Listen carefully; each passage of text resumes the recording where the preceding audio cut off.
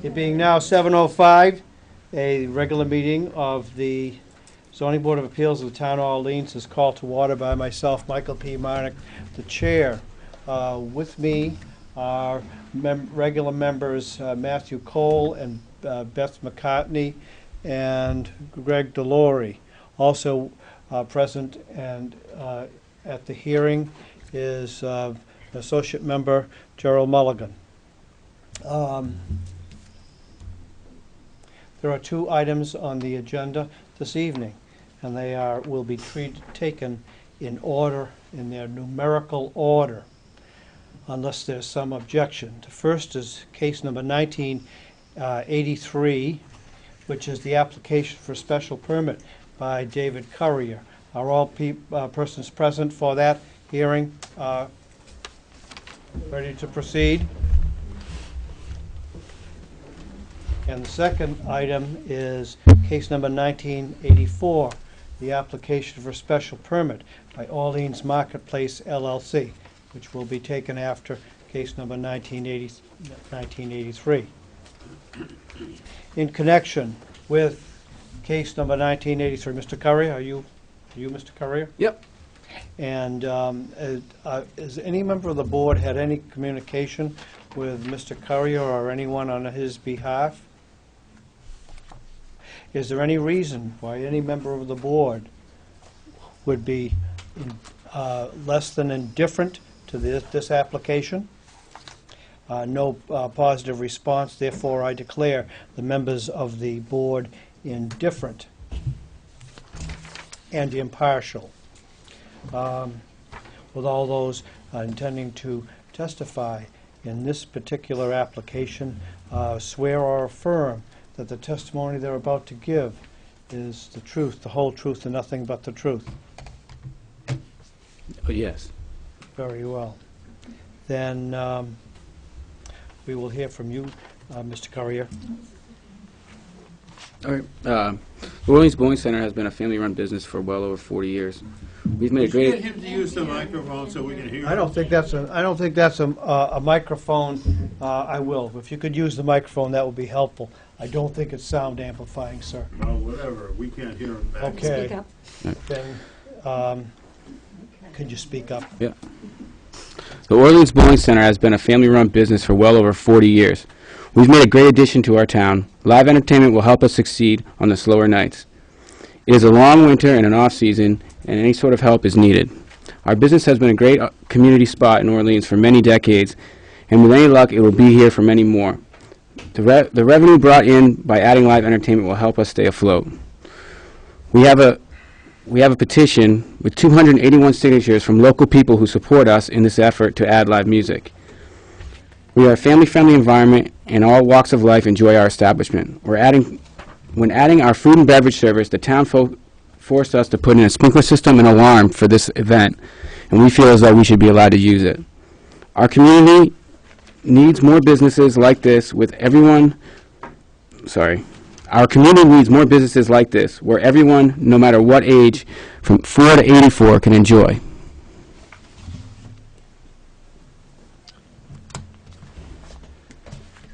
That's it. Mr. Currier, you were here not too long ago, and at that time you proposed to do some work on the exterior and enlarge your structure. Has that Yep. all been completed? Yep.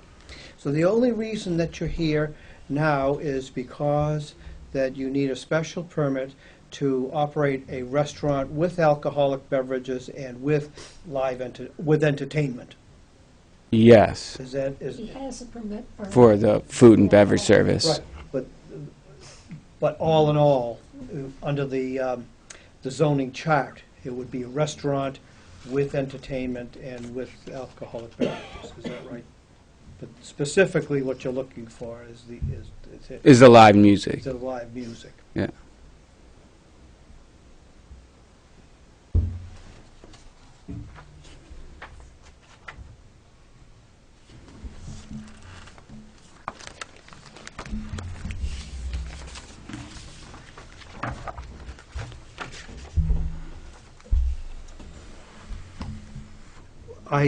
You mentioned that you have the signatures of number of people? 281.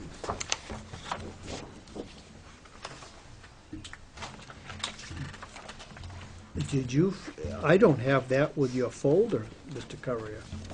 I have it right here. Did you turn a copy into Sandy? No, Okay, then this must be the original. this is the original. You intend to file that now? I'll make a copy and file it. I'll file it tomorrow. If you want us to consider it, then I think you should file it now, and you can make a copy afterwards. I can make a copy, I'll file it now. I want you to file it now, if you're going to rely upon it. Yeah. Very well. All right.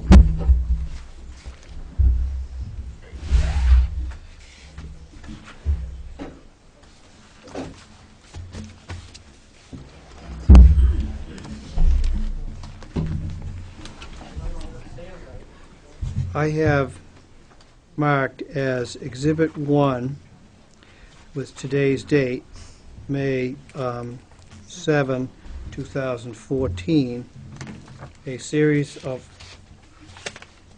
21 pages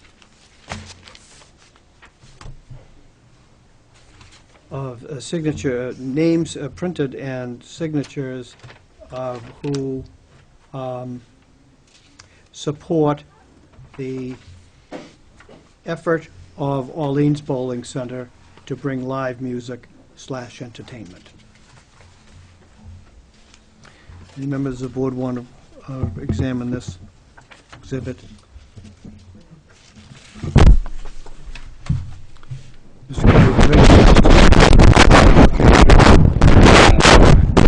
Well, is there anyone else present wishing to testify in support of the application of Orleans Bowling Center or David Courier? I don't think I'm Is there? I work at the Orleans Bowling Center, and we have so many customers that come in and are absolutely thrilled with what we've done there. It needed it.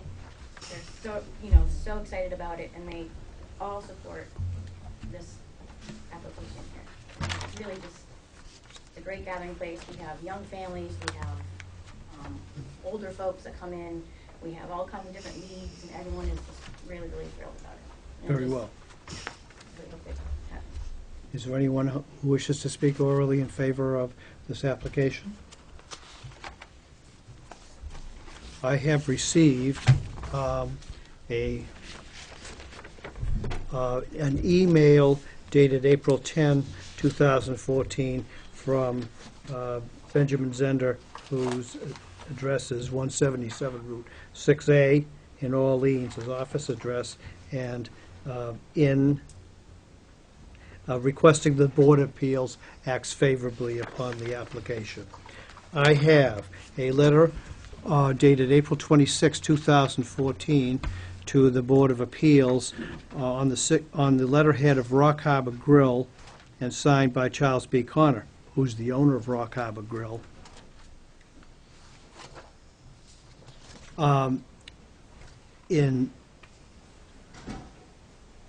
Who endorses this project, case number 1983. Is there anyone wishing to, by the way, are there any questions of by the board of Mr. Courier? Just one question. Do you plan to have entertainment every night or just No, weekends? not exactly sure. Didn't want to put a limit on it, and I to be honest, like, I don't have anything in concrete at all. To be perfectly honest, we want the option. Thank you. Well, let's look at it this way. Is your business open 7 days a week. And what are the hours of operation on the different days? 10 a.m. And then during the week, obviously, is the hours aren't as late. On the weekends, we last call at 11:30, but we're allowed to run till 1. We make the choice to call early, and I don't want our... No, I'm just asking for Right. for your history here. Yeah, okay, for history, yeah, we call, last call at 11. Okay. And bowling, we just let them bowl until they're done. We're allowed to, they don't bowl past 12 o'clock. If there's no bowlers, you shut down. Yeah. I mean, Yeah. okay. Do you have any questions? What type venue of music were you considering? Again, I haven't really even gotten that far. Just focused on trying to get it, the ability to do it. I don't know. Honestly, I don't know. Well, I think the main concern is people are the noise and how long it's going to be. And I think if you have some idea of the hours, I think people would be much more comfortable. Well, we're limited by the alcohol license. We can't go past 1. And as far as the noise goes, it's a bowling alley, and when you get 14 lanes going, there's nothing louder than that. So I could tell you that. You can't hear yourself think in there. Is there any soundproofing on the building? I don't know. That's a good question. It's been there for 50 years. I don't know. That's a great Are there question. any trees or anything built in back that would... There are help trees, with the noise? yeah. Is there room to add more? Not on my property. Okay, thank you. You're going to shut down the alleys and put a stage on the lanes? No. Oh, so this will be back Yeah. in the We're not- area of the new addition? No, it'd be in the existing, over near the new addition, but no, not on the lanes. They're irreplaceable. You cannot put stuff on top of them. Are there any other questions of the applicant by members of the board? I think my questions really have already been asked, but it was trying to frame either the season or the hours that the music would be played. So is the intention to have it potentially year-round? I would love to do it year-round, especially in the wintertime when we're slow. It would be nice. Indoors, outdoors? Indoors, Indoors only? yeah. And no limitation to the hours other than your hours of operation? Yeah. So if the board granted a permit, you would accept a condition or that the live entertainment be restricted to the interior of the structure? Oh, yeah, yeah. Is there anyone present wishing to speak in opposition to this application? Yes, ma'am. For those who want to speak, please identify yourself first so we'll know who you are. Eloise Levy. Yes, ma'am. Should I speak from here? That's fine. You could Okay. stand if you wish, or if you feel comfortable, you can sit up at the table, Okay, I whichever. will do that, thank you.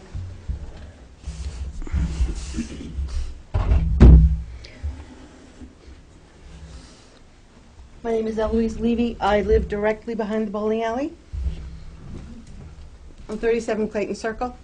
We residents of Clayton Circle have submitted a petition concerned about live music and how it will impact our quiet neighborhood. We live in a very quiet residential community. When it's quiet at night, you can hear the ocean, you can hear the birds. Many of us purchased our homes on Clayton Circle for that reason, because it's quiet, it's calming. We have wooded yards, many birds, wild animals. It's a peaceful environment. We also have bedrooms and other rooms that directly face the bowling alley within 150 feet, 148 feet actually on my property, as well as decks and patios that are closer in proximity. Our property values are important to us. Some of us will rely on this for our retirement. Some of us have purchased here to enjoy a quiet retirement. We fear that the future character of our neighborhood will be forever changed should there be the sound of live music invading this quiet environment, and that our property values will decrease as a result. We're trusting the Town of Orleans government to ensure that we may continue to live in the quiet environment we chose. We have cited in the petition, which I believe that you have copies of, several of the zoning articles. 81644 talks about change of use. Most of concern to us is the part of the definition of noise, parking, and traffic, which has already actually impacted our environment. Chapter 164, Article 6, Section 16444, special permits. Special permits may be granted when it has been found that the use involved will not be detrimental to the established or future character of the neighborhood. Item 2 and item 7 are noted under that. Noise is one of them. Chapter 120, noise, section 121B, unlawful noise prohibited. The fact that the noise is plainly audible at a distance of 150 feet from the building, dwelling, structure, premises, shelter, etc., from which it originates, or when the noise occurs between 10 p.m. and 7 a.m., shall constitute, and I have no idea how to say these words. Prima facie. Thank you. We even tried to look it up on the internet. Prima facie. And we did make a note under there. We already hear the bowling balls, but I got to tell you a story. When I bought the house in 1993, August 27th, I stood in my backyard and I was so thankful to own a home. And I thought, oh my God, it's sunny. And I hear thunder. And it was the bowling balls. And I actually sort of enjoyed that and embraced that, and I'm good with that. We do hear the bowling balls all the time. However, at this point, our concern is if we can hear the bowling balls, what's going to happen when there's live music? I do know that there was a precedent set in Yarmouth recently with a business abutting a residential neighborhood, and their compromise was to have acoustic music. So that, I just wanted to present that as a compromise. We want to be good neighbors. We don't want to be contrary in any way. But I have to tell you that we really, we live in Orleans. We live in a quiet, wooded neighborhood, and hope that we can continue with that. We do have a number of people here from Clayton Circle who've signed the petition. Some of them have come especially tonight from New York and Maryland from business just to be here. So I don't know if they want to speak, but I think they might. Well, Ms. Levy, I'll let the record reflect that the board has received those 3 or 4 pages of signatures, a total of 22 people. Yes. Who, and I think that's including your own name, at the top of the list, and who have the same sentiments as you do, I think. Does anyone have any questions of Ms. Levy? Anyone else want to speak? Am I allowed to? Questions? No, sir. Yes. Typically, how long does the bowling alley stay open at night? Well, last night it was until about 10 of 12. 12:20? Okay. The noise stopped. Yeah. It's not always that long. And really, we don't mind at all the sound of the bowling balls. It's kind of part of our living. We're good with it. We're fine with that. But it does stay open rather late. Mr. Curry, you'll have your chance to speak when we're going to do this I'll wait. in an orderly way. Do I understand that if the special permit with a condition that the music be only acoustic would be acceptable to the folks from Clayton Circle who signed this? I don't know. I can't speak for them. I Okay. can speak for myself and say that one of my major concerns is one of the issues that we do have is, and this has nothing to do with you, it's nothing personal, but people who park in that parking lot with their loud basses in their cars. And we know that because we already hear the bowling balls. If it's not acoustic and it's electric, we are concerned about how much bass we'll hear. Okay, all right, I understand. And acoustic sounds like a sort of compromise. Just a thought. Would it be beneficial to have the bowling stop at a certain time? I think we're fine with that. You have Yeah, no no. complaint about the No, bowling absolutely going not. up till 1 o'clock? No, absolutely not. It's fine. Okay.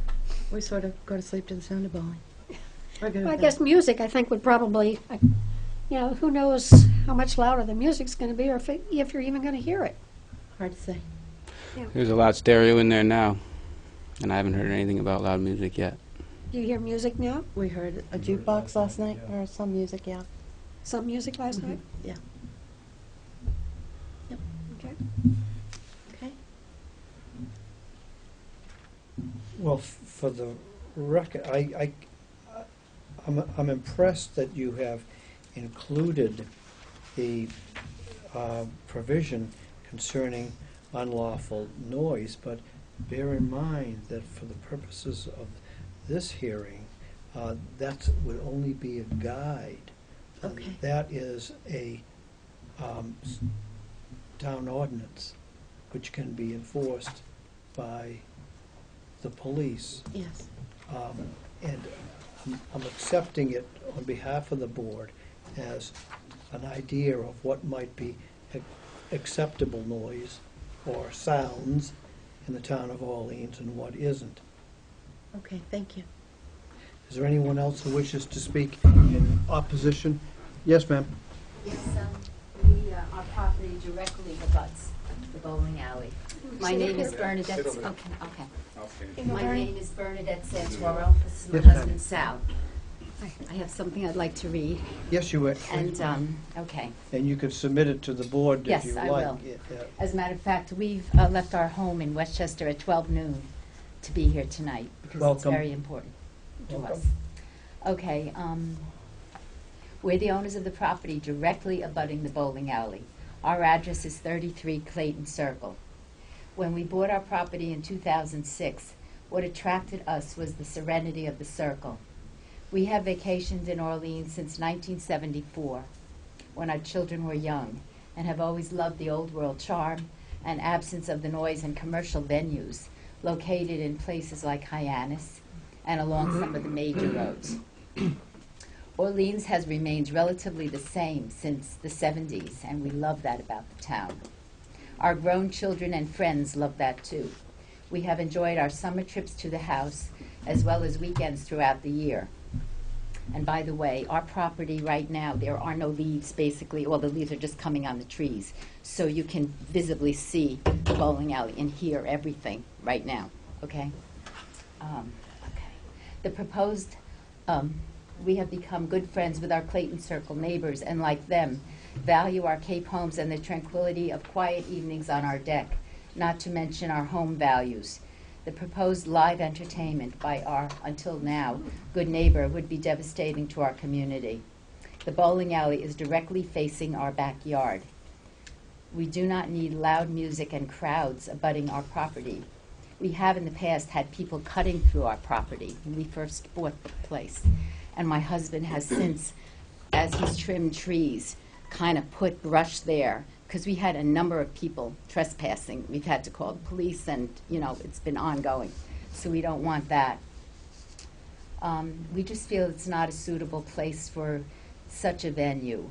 We're also, concerned that it possibly may spread to outside, you know. And if we're facing a totally wooded area, not a residential section, we could understand that, or facing water, it would be okay. But we're just really, we don't want to see our neighborhood change, because we love it the way it is. Not change. Thank you. Very well. You wanna say? No, when we bought the house, it was the only empty lot there. And then people always went through there. And it took 3 or 4 years to build it up enough so there wasn't traffic. And the property goes right to the back of his building. It's 3/4 of an acre. So if anybody's partying or after hours, having fun, I used to have a deli, and people will drink and do all sorts of things. I don't need them in the back of my property. All right. I've always found things back there the first few years. Now it's been wooded enough that nobody goes through there anymore. So I don't need it to continue again. And again, we're not against the bowling. We have kids, we have grandkids, that's all fine. We just don't want something like, for instance, Joe's Beach Bar, Yeah. whatever it is there, you know, there's loud live entertainment there, and I'm just thinking about a band playing, you know, at 12:30, and we can hear it from our deck, so, and our bedrooms. Okay, thank you. Thank you. You got a copy? Oh, you can have I'll this. accept that. It was dated April the 16th, because we had intended to come up. My husband just had surgery, That's but fine. we made the trip anyway. And I'll accept this as Yeah, and you can date it today. Exhibit 2 Thank you. that we've received today, a letter from Bernadette and Sal Santoro. Yes, correct. Is there anyone else wishing to speak in opposition Yes, sir.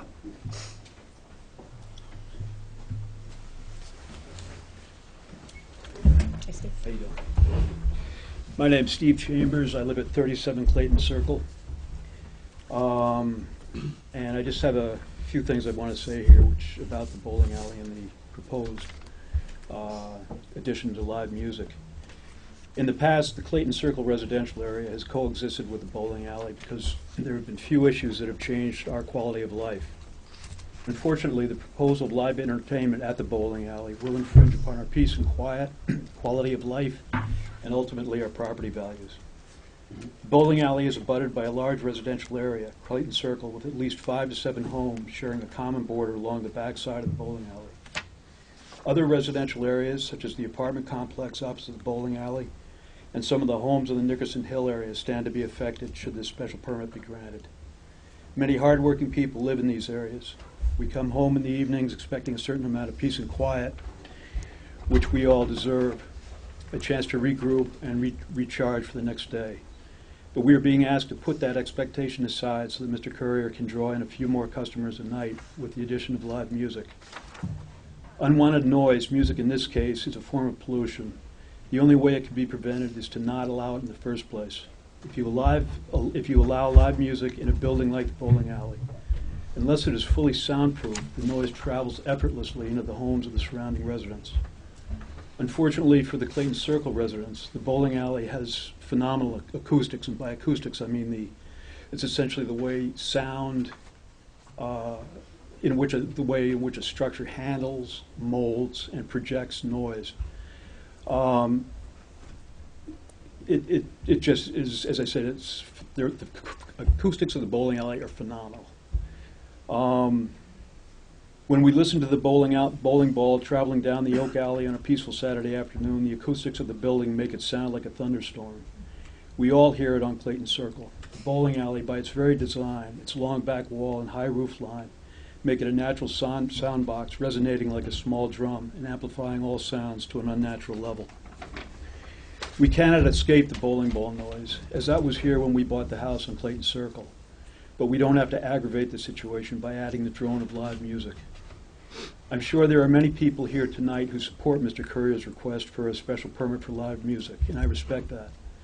But it should be noted that Mr. Courier's patrons can leave the bowling alley whenever they please and return to the quiet of their own homes. Unfortunately, we in Clayton Circle or the Somerset Apartments and other residences do not have that luxury should this permit be granted. We must sit and endure the noise.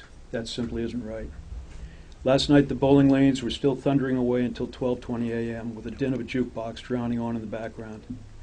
These sounds are now commonplace ever since the special permit for a bar was granted.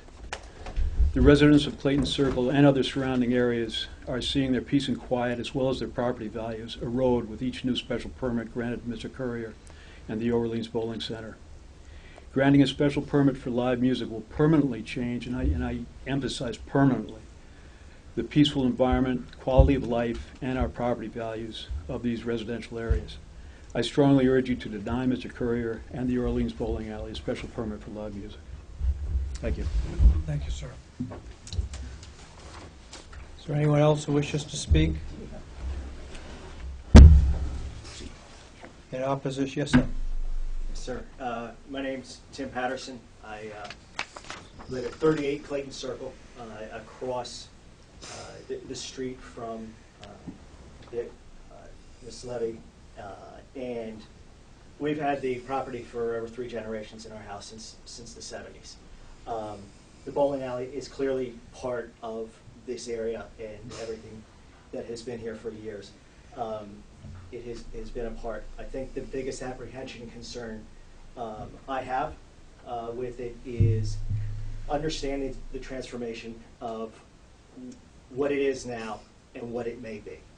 That's that of not understanding what hours the music are going to be playing, the type of music, the acoustic, electric, not understanding the sound passing through and how that is going to impact. I think it's been said by a couple of folks here, the property values. And if a permit such as this is passed, it truly immediately impacts that.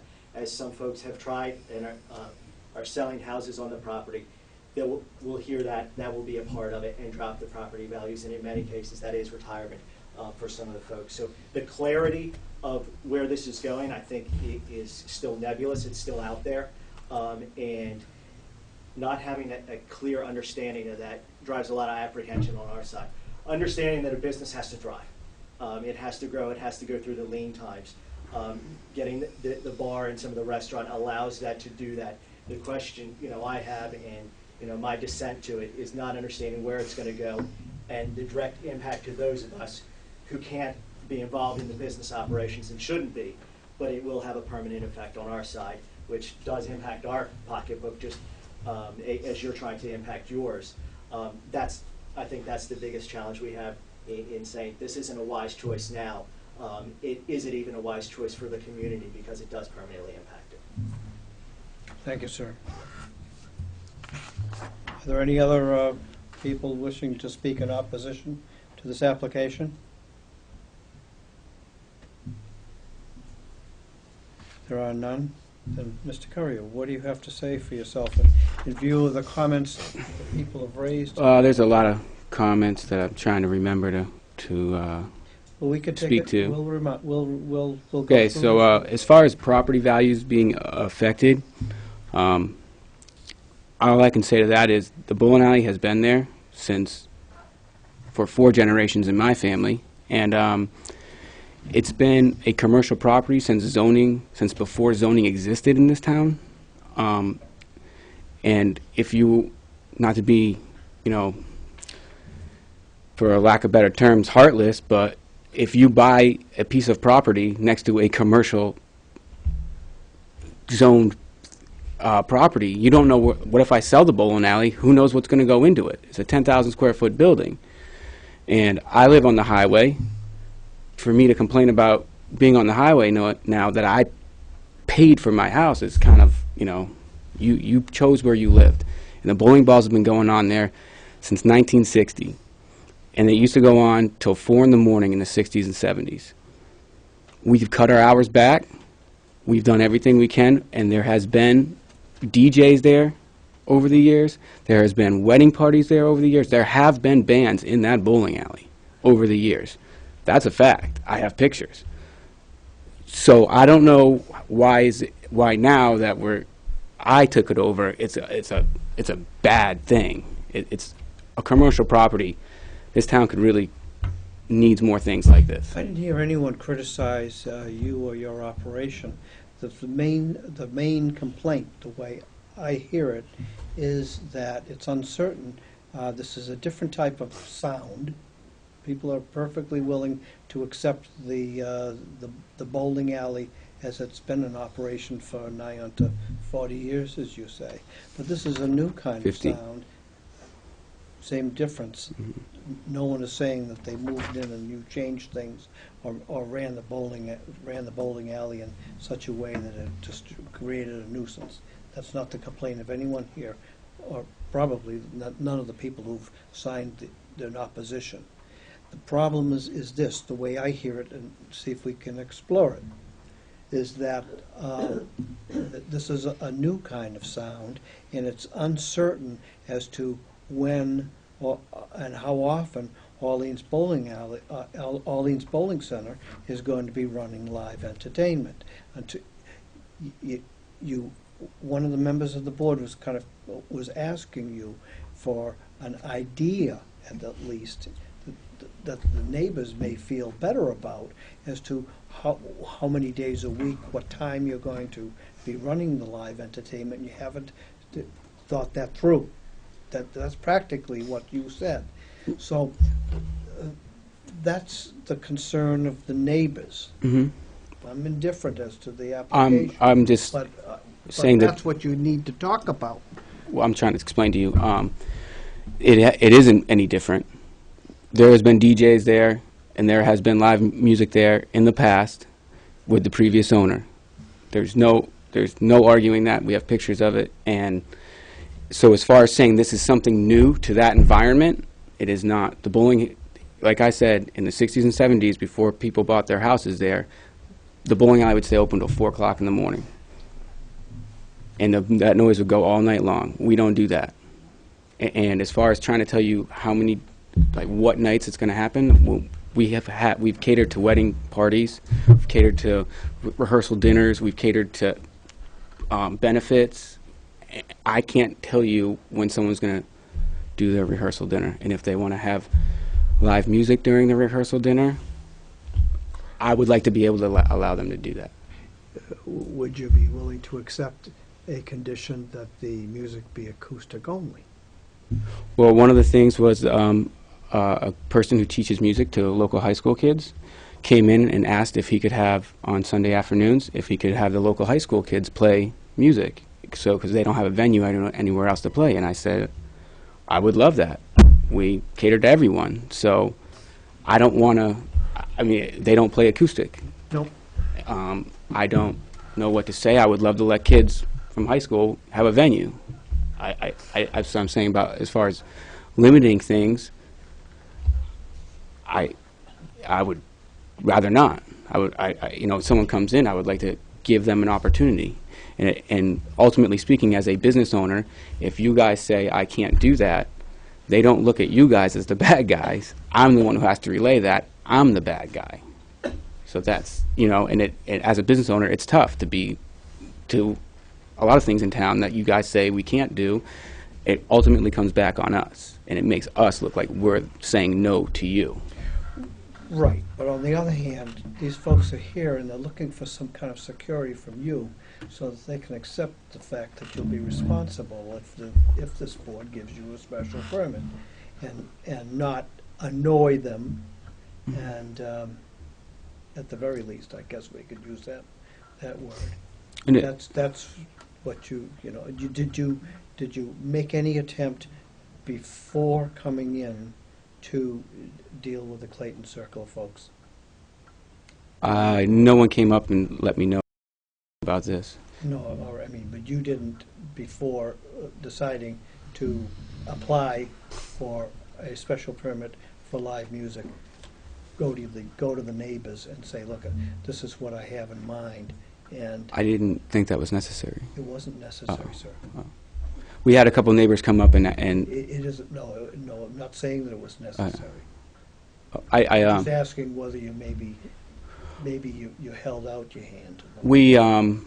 we had a few of the neighbors come up and sign our petition, and they were all for it, and they come in a lot, two of the neighbors, and they said, we hope you get it. So that was my understanding that, hey, one of the people that's directly behind the bowling alley has a path from our parking lot to his house, comes in and he says, I hope you get it.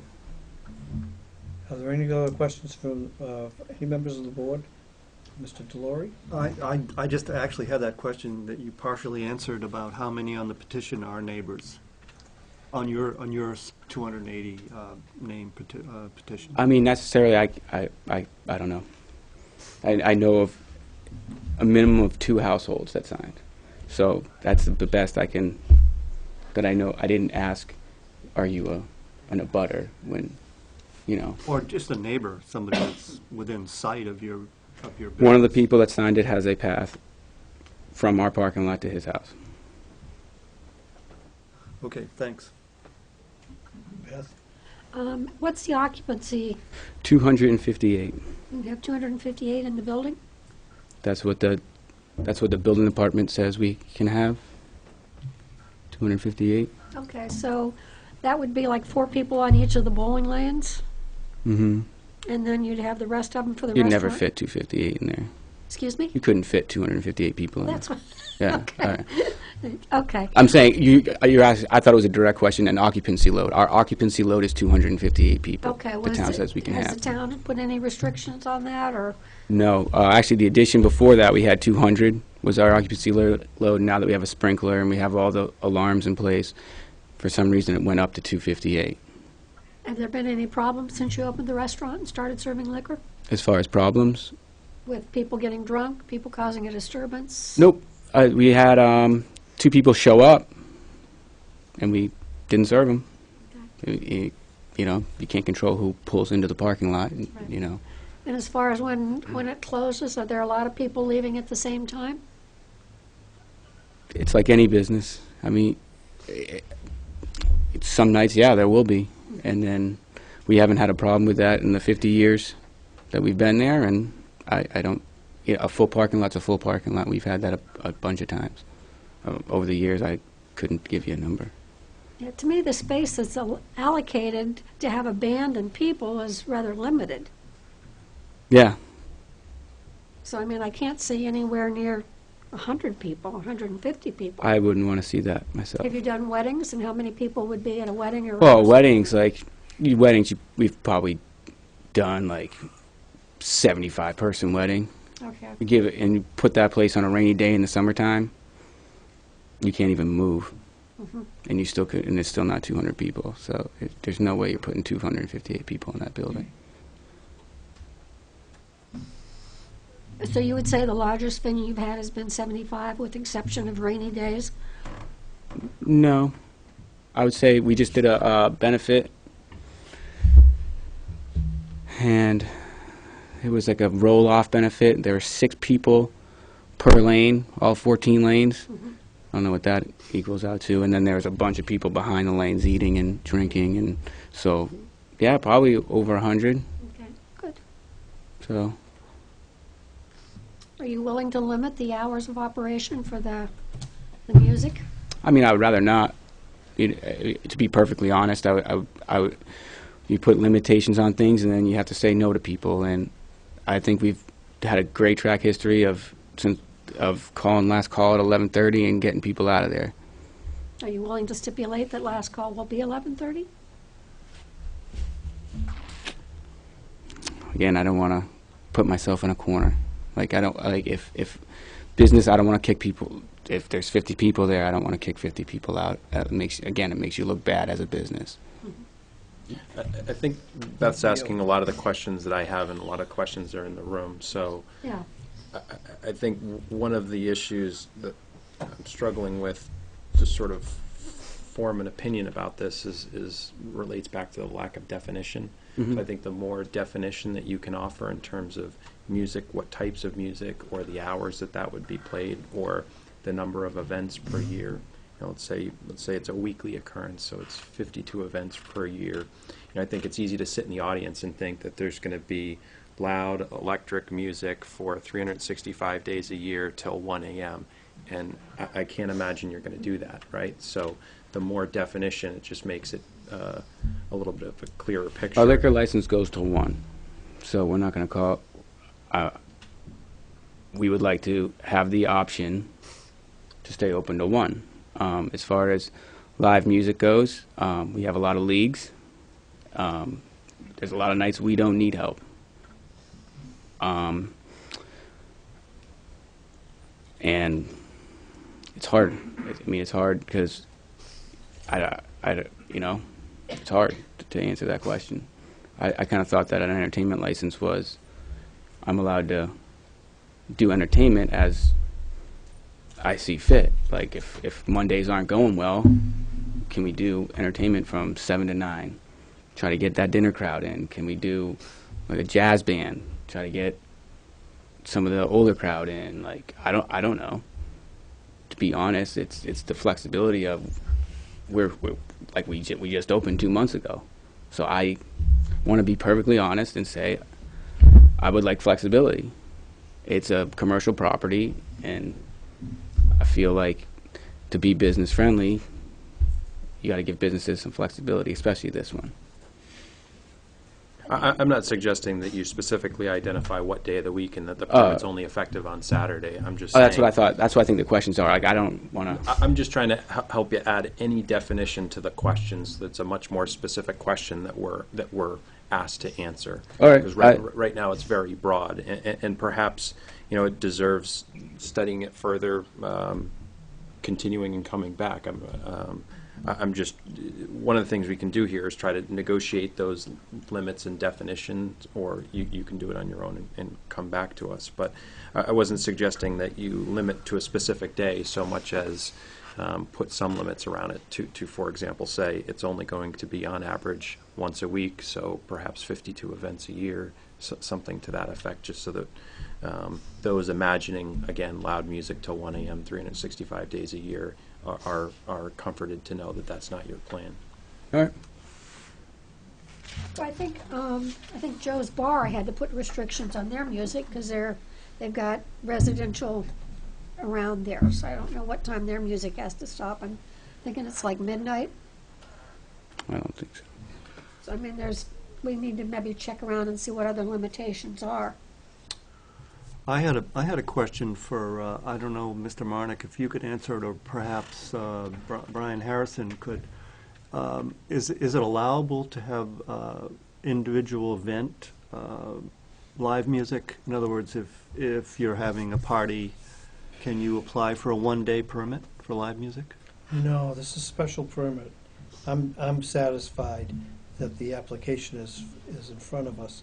The applicant wants the ability to have live entertainment and basically unrestricted, but no, we don't have the ability to give a 1 week or one. No, day. that's not my question. I'm Okay. sorry. Under his existing use, can he apply for a one-day entertainment permit? Is there such thing in town, I believe so, to the selectman's office. or just a single event? That was my question. Okay.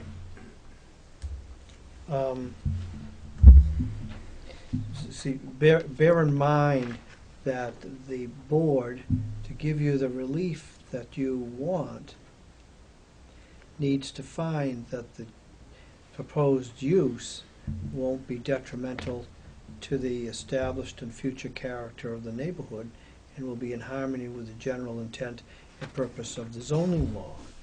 In that connection,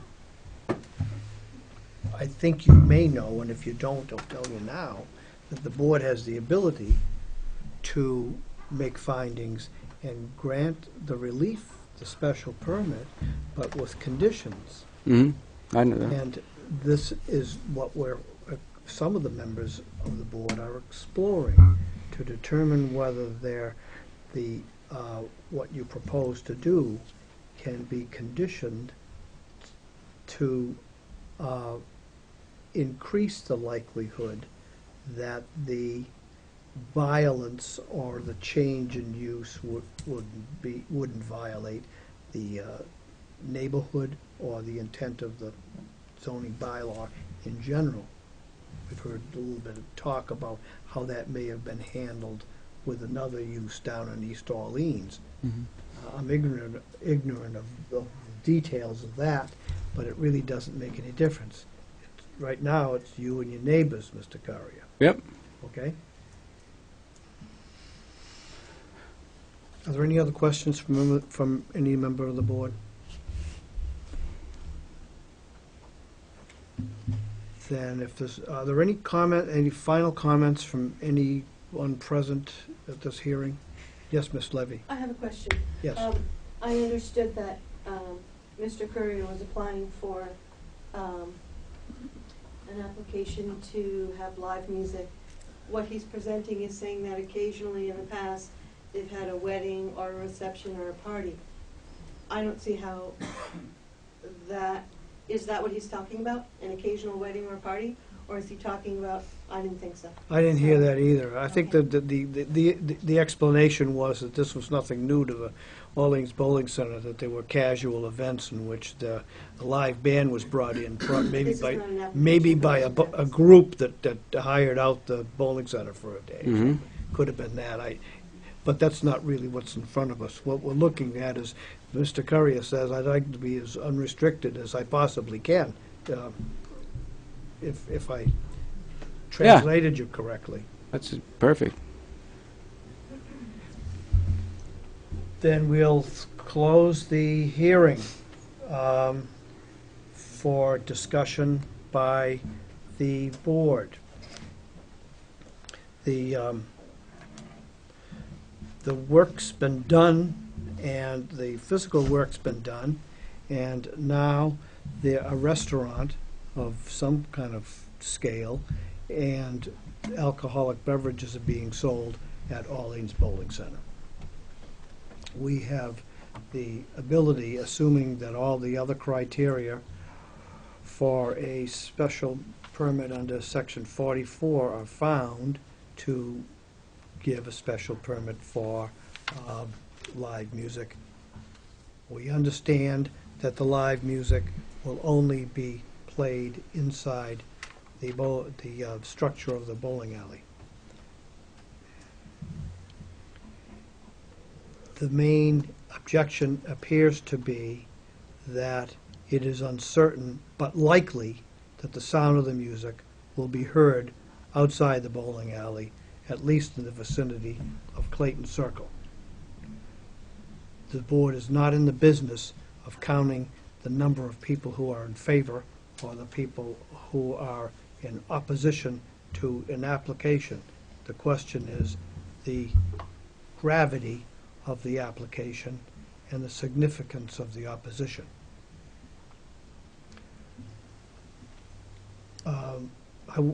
Now I'm looking for the sense of the board. There may be some conditions. The applicant hasn't really given us a whole lot of guidance as to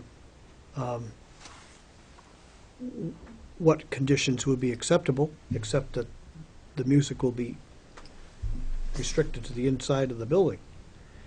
So I'm struggling with this. I have a sense that the application is sensible and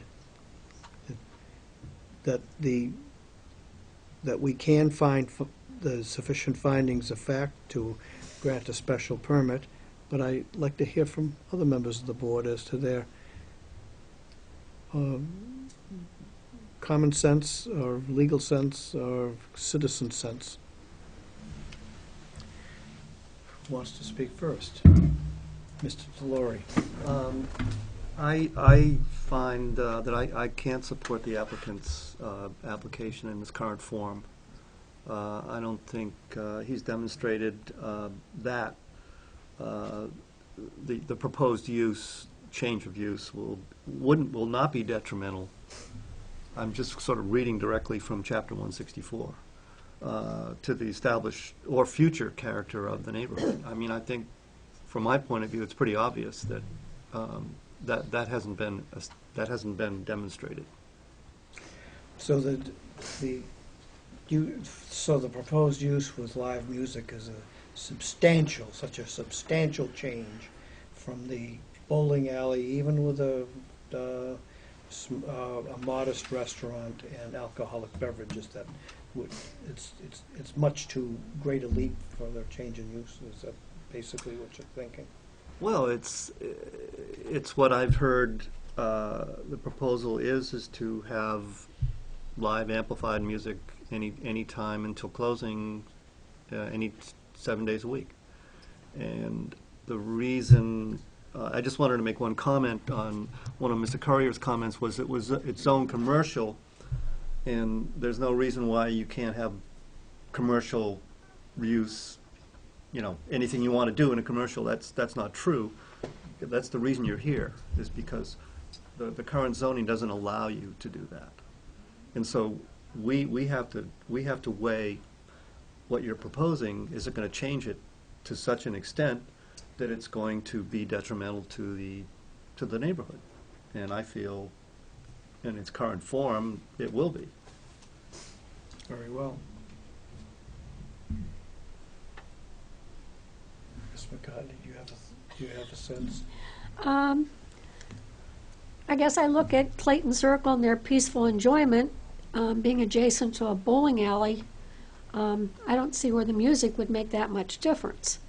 I think there should be a limit on the time. I don't think it should be played past midnight or whatever they worked out, like with Joe's Bar in Orleans, something similar to that, so that it doesn't go all night and you don't have people closing the bar and making a lot of noise when they leave.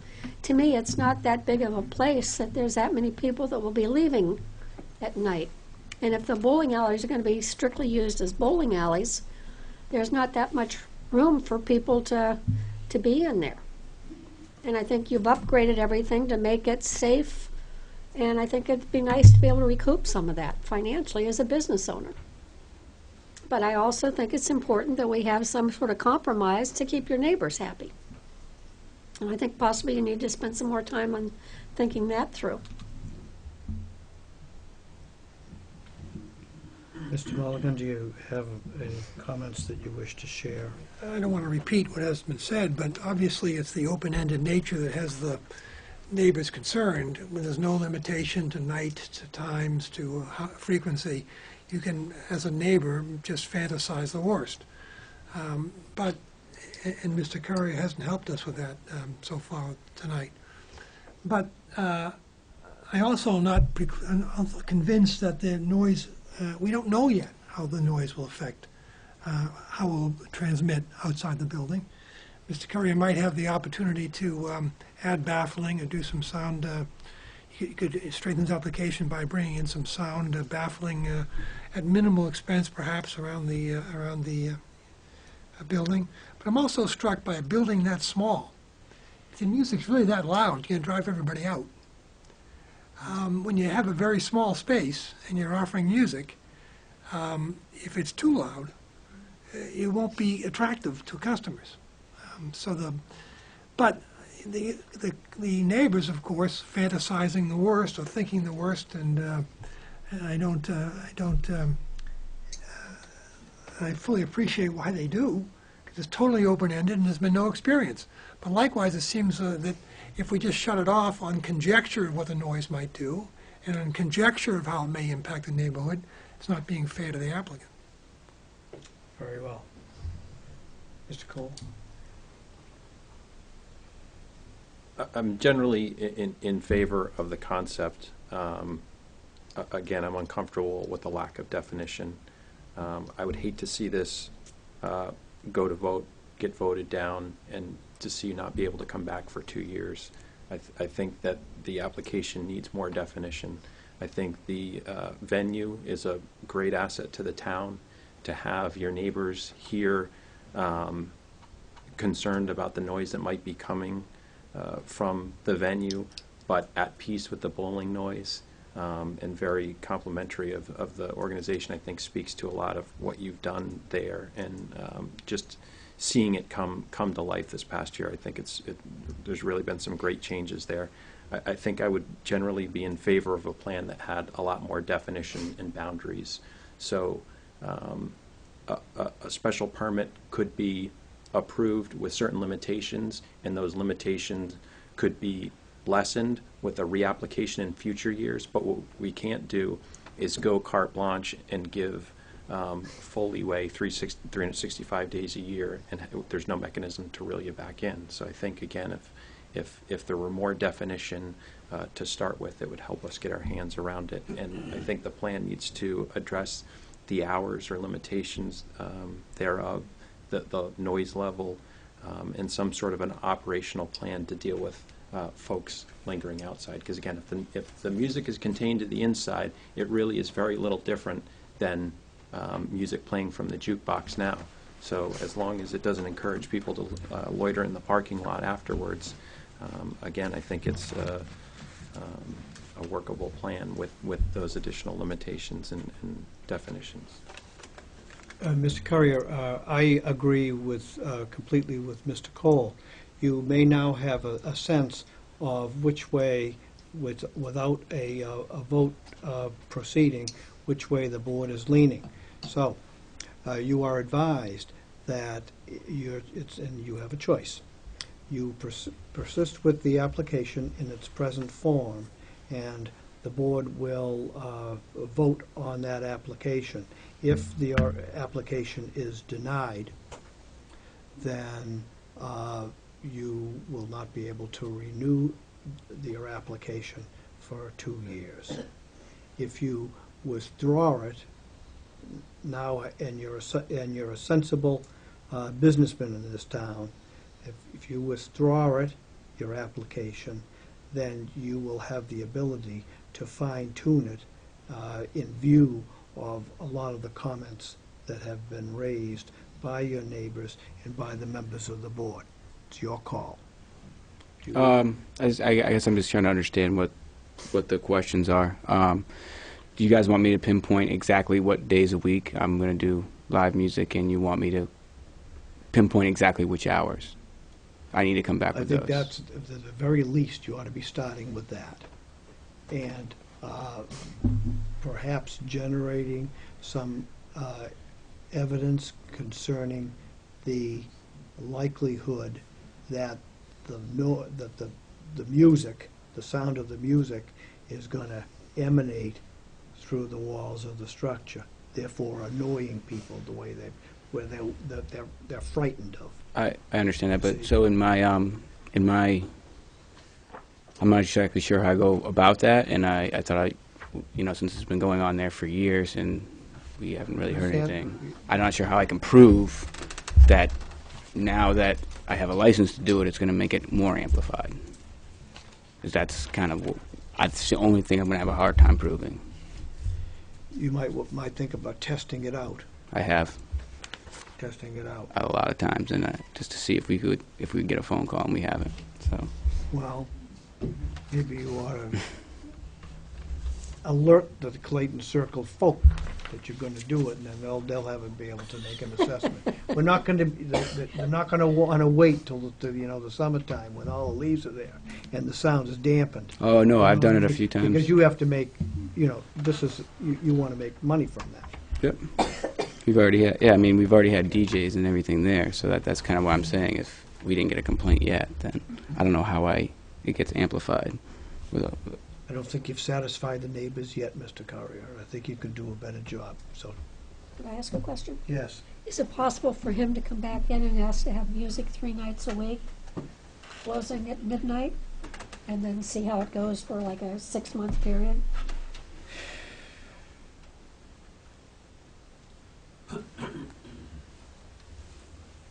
Make it a provisional special permit? I suppose that would be kind of a type of permit that I would be opposed to. I have a sense from the board as to whether some time period of the special permit could be allowed for a period of time with certain conditions and then expire or be renewed. I think a better way to do that would be to conduct an acoustic test prior to a board vote. Yeah. I mean, I believe it's done, and with somebody that's qualified to, interpret the results and to run the experiment, so to speak. I think in view of the sense of the board, I don't think that that kind of permit is appropriate. Okay, no, I just didn't know if it's, So, having said all of that, Mr. Currier, do you? I want to clarify, am I supposed to get a frequency test? That would be a judgment you ought to make for yourself. All right. At least 2 members of the board are thinking along those lines. Mhm. Actually, maybe 3, including me. that makes sense. Yeah, I'll withdraw. If you withdraw, Yeah. you come back in when you have your plan much more specific All right. and a little more evidence. Quite a bit more evidence. I thought 50 years of evidence was good, but we'll leave it at that.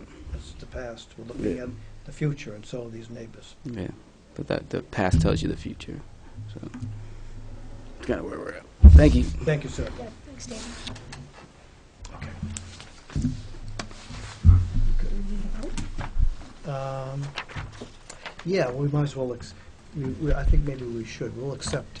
I'll entertain a motion to accept the withdrawal of the application of David Currier in case number 1983. Modified as withdrawal without prejudice. Yes. Second. Any discussion on the motion? All those in favor? Aye. And opposed?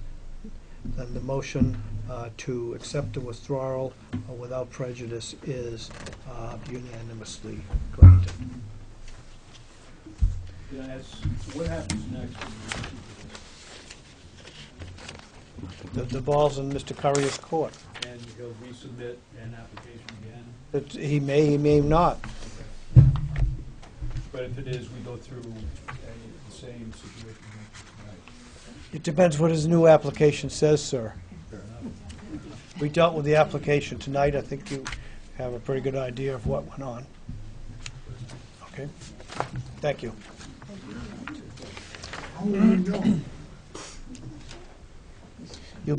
If you are in a butter, you'll be notified of any new application the same way you were for this. To be a brand-new application. I wasn't notified at all. All our meetings are advertised in the paper. They're either advertised in the paper, or you're given actual notice by mailing. Never got a mail. You ever got a certified letter? No. Do you live on Clayton Circle? 6 Clayton Circle. Okay, you're probably outside the 300 feet. And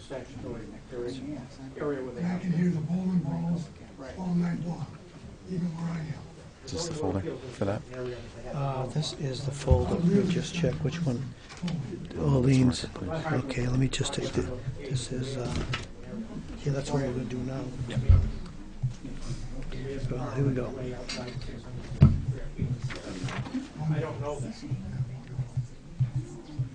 We will now hear the case of number 1984, the application for a special permit of Orleans Marketplace LLC to permit additional use as a summer season open-air place of amusement featuring live music along with food, beverage, and retail sales.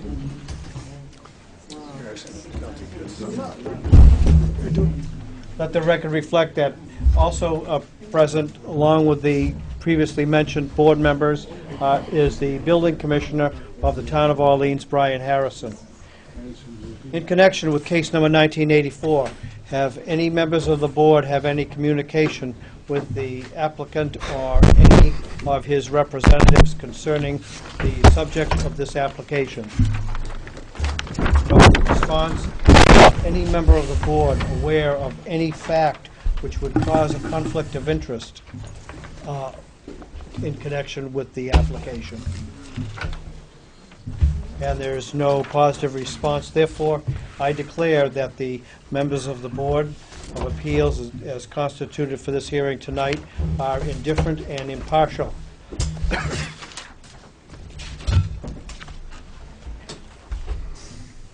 We will now hear from the applicant. Mr. Chairman, members of the board, good evening. You've already had a rough evening so far, I think. We were just waiting across the street and could hear the temperature rise. I'm representing the applicant here, which is the Orleans Marketplace. They own the one of the 3 parcels that is involved here and the one that primarily where the activity is. With me is Todd Thayer, the principal of the owner of all 3 of the parcels, and the production president, the president of the production company, Kyle Parker, who's local as well. We're seeking a special permit to be allowed to use those properties for a place of amusement within the Village Center District during the Saturdays between July 4th and Memorial Day, so it would be starting on July 5th. And also, the fine print says that there are a couple of events that we would like to hold in September. The concept is to hold a festival within the town with live music, food, drink, and retail sales in an outdoor setting. And even though the listed hours for are 4 to 8, the music would be confined to the periods 4 to 7:30 p.m. I would ask you to note that from the period July 5th until right before Labor Day, that would be during the daylight hours. I would also like to note that the 8 o'clock, after the 8 o'clock wrap-up, everything would be taken down that particular day. So this would, if you know the area, you know that there's a farmer's market that goes on at this point in time in the forenoon. We've put a lot of effort into planning this. We realize from the crowd that there's a great deal of interest, concerns, both pro and con with regard to it, and we intend to demonstrate to you that the benefits of this well outweigh the detriments. The materials which I've given to you are a site plan dated 3/26/14 by Coastal Engineering, also a site plan prepared by Architectural Design Incorporated showing the infrastructure to be used, and a memo on Hansom's production stationery providing a level of detail on who, what, when, where, why this festival is to work, how it's to be managed, along with the resumes of Mr. Parker and his general manager, Tony Rain. Our presentation will articulate additional information, and I'm going to ask each of these gentlemen at times to pitch in. The genesis of this proposal was an offshoot of some planning that had been done by the Orleans Community Partnership and its ongoing efforts to encourage and develop cultural events within the town of Orleans. Identified as a need, as was stated in the application, was there was a need for venues for musical events. A response to that need is really what caused this proposal to come forward. We recognize and understand that this isn't a garden variety application that you're being asked to consider, and I expect that we'll have a dialogue. Now, what I wanted to do just at the outset, by way of sort of teaching what's going on with this, because we're dealing with a site and not a building, is to sort of focus in, if you will, first by looking at the three parcels that are to be used, and then to talk about the actual site itself before we get into a greater level of detail. Can you all see? Okay. I'll turn it around as we go. I've outlined in yellow the three sites that are going to be involved. First is the Orleans Marketplace site, which is the largest parcel of property. The second one is, and it runs between Old Colony and all the way over to Route 6A. It's got two access and egress, actually four access and egress onto two each. There's also a parcel where the stage would be, that is the what's now where Jack's Dry Cleaning is, that parcel. And then finally, the CVS parcel was advertised in an excess of caution, because even though it won't be the featured parking, it's anticipated that the parking will be used. So in order to throw as wide a net as possible with regard to notice to the public in general, we included that. So just turning that around, here's the Orleans Marketplace parcel, here's the Jack's Dry Cleaning parcel, and here's the parcel for CVS. First choice. Well, it's the building that holds Jack's Dry Cleaning. It's not Jack's Dry Cleaning building. Is that the laundry one? With all due respect, do you want me to answer questions from the crowd at this point? No, in time? sir. Okay. So this is the larger area that we're dealing with. All of that is potentially in use for this.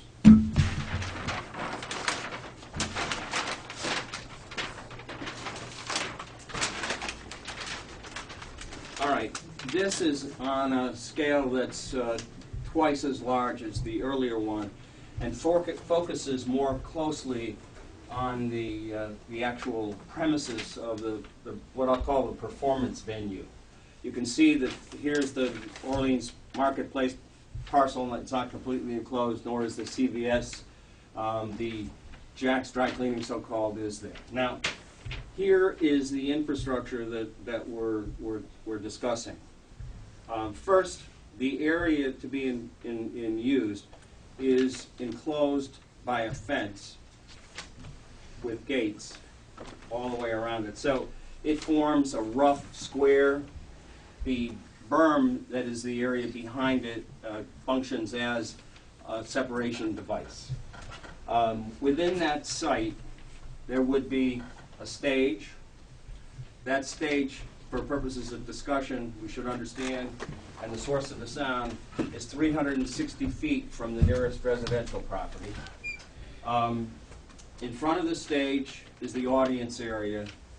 To the back of the performance venue are market stalls, and they would be market driven, however many they were. They would include vendors for retail, for food, for drink, and then finally there's a set of portable toilets back here to serve that, and those portable toilets would be only in use during the performances and also for the market event on Saturday morning, otherwise they would be locked. So you'll hear a great deal more about this, but I just thought that it would be useful to look at the site. For purposes of orientation, if you were on the site, this area here is where the telephone pole is that is prominent in it. So if you can get a sense, it's almost directly opposite that from the boundary line between the what used to be Captain Elmer's and the residential property. So you'll hear some more about this plan during the course of the presentation, but I wanted to focus in on that.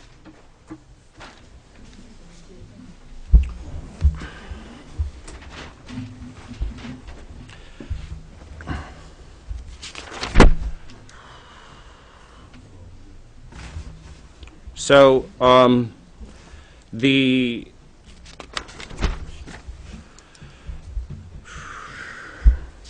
as I indicated, further details of the operation will be presented as we go through and examine the criteria that you have to look at for both a commercial special permit and a regular special permit. To quantify a little bit with regard to looking at the plan that we just did, the stage area is approximately 180 feet from the nearest building on the marketplace, and it's about 120 feet from the stage area over to Old Colony Way. The total area we measured that would be for performance and the other venue is between 12,000 and 14,000 square feet. So that's the order of magnitude. Now, under the special permit regulations for commercial uses, the board has to make a determination that the proposal's benefits outweigh the detriments to the town and to the vicinity. So these criteria are grouped into 4 classes. The 4 classes are: 1, location of the proposed use; 2nd, the activity type and mix; the 3rd is site design; and the 4th is facility design. Facility design isn't terribly important here because we're not talking about a permanent facility, but a temporary facility and a temporary use. First issue under the question of location is, will the use be similar to or nearby uses or benefit them? The site is in a block which contains retail uses, restaurants, and related activity on 3 sides. The Old Colony residential use to the southwest will, as you will hear tonight, be the focus, I think, of the question of, is it possible to mitigate these proposed events?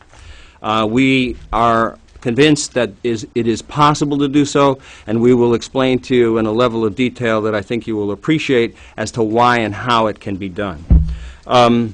It should be noticed that the hours were chosen for daylight purposes and to wrap it up at 7:30 on a Saturday evening. So it is consistent with some uses and inconsistent with other uses. On the other hand, it's in the Village Center District. The residential use is on the fringe of a district. You frequently have those kinds of situations where you have boundary lines between districts. The infrastructure to be used is is temporary, and therefore the use doesn't cause environmental stress, erosion, groundwater contamination, or habitat disturbance. Second big issue is activity type and use. Will the proposed activity contribute to the diversity of services available in the town?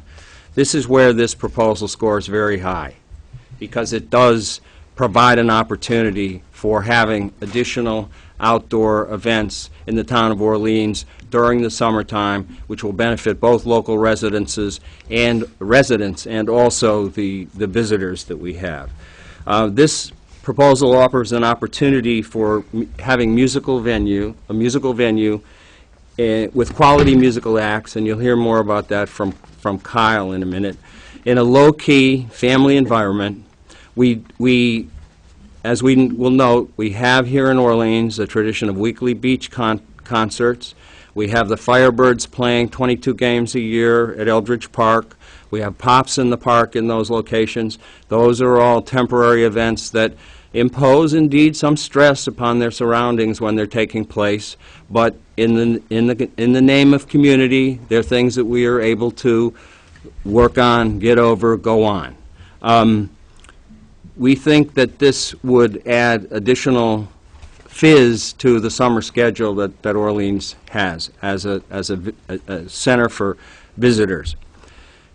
Will the activity serve year-round residents and strengthen the seasonal employment? Well, it won't strengthen seasonal employment since it's an in-season employment, but it won't hurt off-season employment in that it's using land that would essentially otherwise be fallow as open space. It certainly does offer an activity that would serve local residents. It would also serve visitors, as I've said. The proposal's impact on traffic in the location relative to its size, location, and trips. With the board's permission, I'd like to call on Kyle at this point in time, who is the president of the production company that would be managing this. At this point, I'd like him to address two issues. One, the vehicular access, how it's going to be handled to and from the site, and then second, how the pedestrian access will be managed. Those two fit hand in glove since they involve the same crew of people working.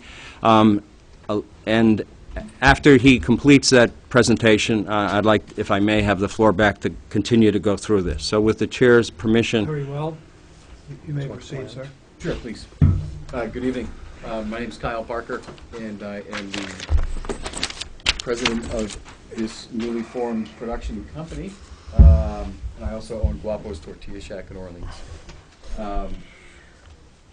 Currently, with this site plan that we put together, I'm just trying to get my blind hand, but it's upside down here. Old Colony Way, the entrance coming in from Old Colony Way right here would be blocked off to traffic, and it would be designated for emergency personnel only, and for reception for the handicap accessibility to the facility. We will also block off this side of the parking lot and make this all pedestrian traffic. We are going to employ a police detail for every event to help us manage the flow. But as we stand right now, we are going to hire our own team. And our primary operator, director of operations for these events is Tony Rain. He spent 20 years as the general manager of the Cape Cod Melody Tent. And he and I are both very well versed in handling special events. Our backgrounds are what's going to enable us to do this productively and professionally.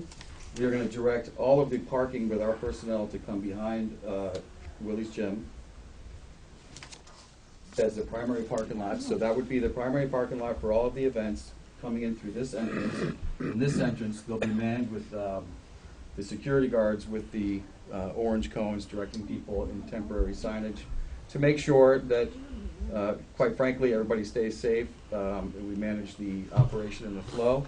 This isn't the type of event where we expect a ton of people, and we don't expect everybody to show up at once. It's more of like a festival where they can kind of come in and shop, leave, grab a slice of pizza or whatever. So we don't expect the flow to be cumbersome at any one particular moment, but we'll be ready for it.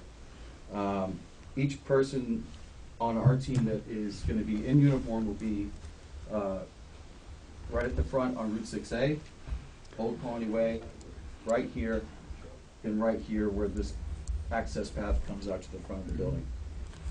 They will be there to assist and direct people and keep the flow moving and to make sure that there isn't any safety issues for the general public coming in. All of our staff, and we also have on our team retired police sergeant Steve Freiner from Brewster. Steve is going to be handling all of the security personnel, which will be doubling as the parking lot attendants, if you will. If that makes sense. So I think that our team that we've built, we all have experience in these areas with managing a crowd, and I think that by directing the traffic behind the building here and staying on top of it, the in and the out, if it becomes bottlenecked, we have the ability to address it right away and keep people moving. Yes? Mm-hmm. I get a little nervous speaking, I apologize. You're doing great. And I think that, is there anything else? That Well, I think you have advised me that all of the personnel on your team, one, have a level of training, which I think it would be useful to articulate, and Absolutely. second, that they all will be mic'd together by radio communication. Absolutely. So with Sergeant Freiner's experience in public safety and our special event experience, we train everybody in a manner that is very detailed and rigid and structured so that they don't have much room to go off the rails. And by having the three of us on site, on radio, and able to interact with each person in each location is going to enable us to respond, not only respond, but stay ahead of the game and keep people moving. We will be on radio, we will be 100% available, and we will be very much proactive in directing people. Now, I had mentioned that besides the vehicular, which you've discussed, that there was also the question of pedestrian access, and we must remember that the board members are not as familiar as we are with regard to the geometry. As I noticed that you have a walkway from the parking area very close to Route 6. That gives on. Can you just discuss in a general way the pedestrian flow and why that will be safely handled so that, you know? Absolutely. I mean, I think that's a great point, and I apologize for missing it, but with the bike path over here next to the Rock Harbor Grill and everything, we expect a lot of people, you know, walking through like the town center. So at each access point, this person in uniform with a lighted cone will be able to direct people across the street at a safe time and manage the crosswalks, you know, and help people be safe. So any pedestrian coming off of the sidewalk here will be assisted getting across here to our access path, and the same goes for over here. Anybody that might park over here in the town parking lot and walk up on the sidewalk and want to cross the street, we're going to assist them and make sure that that happens safely. Okay. Now, another key point, I believe, is the fact that this festival is going to involve the use of alcoholic beverages. How will your security team, if at all, deal with the issue of first of all, making sure that minors do not use the alcoholic beverages, and secondly, make sure that nobody's intoxicated and nobody becomes intoxicated? Absolutely. You know, being in the alcohol and bar business as I am right now, we're very reliant on our team to be trained and professional on how to intervene with intoxicated patrons. We don't serve people who are intoxicated. We will not allow entry to people who are intoxicated. The alcohol that we'll be serving at this event will be beer and wine only, and it will be cut off at 7:30. So I want to emphasize the fact that there's a 3.5-hour window where patrons can go in and have a beer, a glass of wine or sangria, and watch some live music. It's open until 8 o'clock for the vendors to keep selling their wares. However, the sound and the alcohol stops at 7:30. So Did you mention the bracelets? I thought that we are going to be, anybody who comes up to the front gate, we have the technology where you scan their ID, you can tell if they're 21. Anyone who's 21 and over will receive a wristband. The wristbands that we use it won't be pink every week. They're unique in the sense that we can monitor closely how many are going out and how many are coming back in. And so nobody gets their hands on them. It's a last-minute thing usually. So, again, it's part of the control function of the space. When you're managing an alcohol and special event, your controlled area doesn't stop at the fence. Your controlled area begins out here, where you have a heads up, and then when they get to the fence, by then you should already know if there's going to be a problem. All right. That's the spirit. If I may, Kyle, I'll just continue to ask it. We'll move into the issue. I mean, the $64 question, the thing that's on everybody's mind in this is the issue of, well, okay, how do you manage the amplified music in such a way that you do not create an overwhelming nuisance for the residents on Old Colony Way? Absolutely. I think that is a very valid and very relevant and, a great question. And part of our jobs in the special events business is sound mitigation. And we had a concert at Guapo's last weekend with Siobhan Magnus. Mr. Thayer was there as well. You could hear her inside beautifully. You took a step outside, you couldn't hear her. That won't necessarily happen here. But what we're going to do is we are going to stage box trucks throughout the venue with baffling material on them. That baffling material will absorb all of the direct sound and keep it from bouncing around everywhere. So by the time it reaches Old Colony Way, we'll be well below the industry standard of the decibel level. Well below. All right. Well, will you be employing decibel meters in some way? Yes, we all have decibel meters on our iPhones. I turned mine off, but the technology these days is so available and free that you can download several different decibel meters, which we've already done, and we've already used them inside of Guapo's when we're doing our shows in there. Sound is important to us as a production team, not only for our neighbors, but for the quality of the production. Over-amplified music is not a quality production. It's our job to control the quality of the production. In every contract with every performer, from Suzanne Vega to Carlene Carter, the contract states that we have control of the amplified sound. They do not have control. So somebody can't come in from Nashville and decide they're going to show us how to throw a party.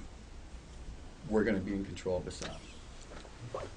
So I think that having those 5 or 6 box trucks that have the baffling material hanging down on one side, stationed throughout the grounds, I think is going to do a tremendous mitigation. Mr. Chairman, may I continue to inquire? I don't want to take the chair away from you. It's just I felt that this was a useful way to promote the dialogue. You may continue. Thank you. So, again, okay, what is, let's kind of drill down to the issue of trying to quantify what is a difficult concept for us with regard to decibels. What's the decibel level going to be at the stage? At the stage, the industry standard at the mixing station, which would be about 15 to 20 feet in front of the stage, is 98 decibels. That's very, very close to the stage. So by the time that number 98, and that is the standard, and that's the standard that is employed in other local venues as well. By the time that 98 travels this far through our mitigation product, I can't imagine it would be anything less than a 20% decrease. And what would that amount to then from the standpoint of decibel level? Well, unfortunately, with the sliding scale and the way it's a doubler function, if I just did by strict math, I would say that a 78 dB level is achievable. All right. I would offer, Mr. Chairman, and I'll put this in a decibel level loudness comparison chart that I uploaded from Galen Carroll Audio. It makes note of the fact that the 98 decibels, which he's talking about at the stage level, is approximately equivalent to the sound of a hand drill. 78 decibels, if that's achievable, is the sound of a telephone dial tone. A 90 decibel, which is certainly over 360 feet, a reasonable expectation, is within the range of music that you would hear in a live performance of a piano fortissimo, a violin, a cello, a piccolo, a clarinet, a French horn, a trombone, a Walkman when you've got it on a total of 10 and you're listening at 5.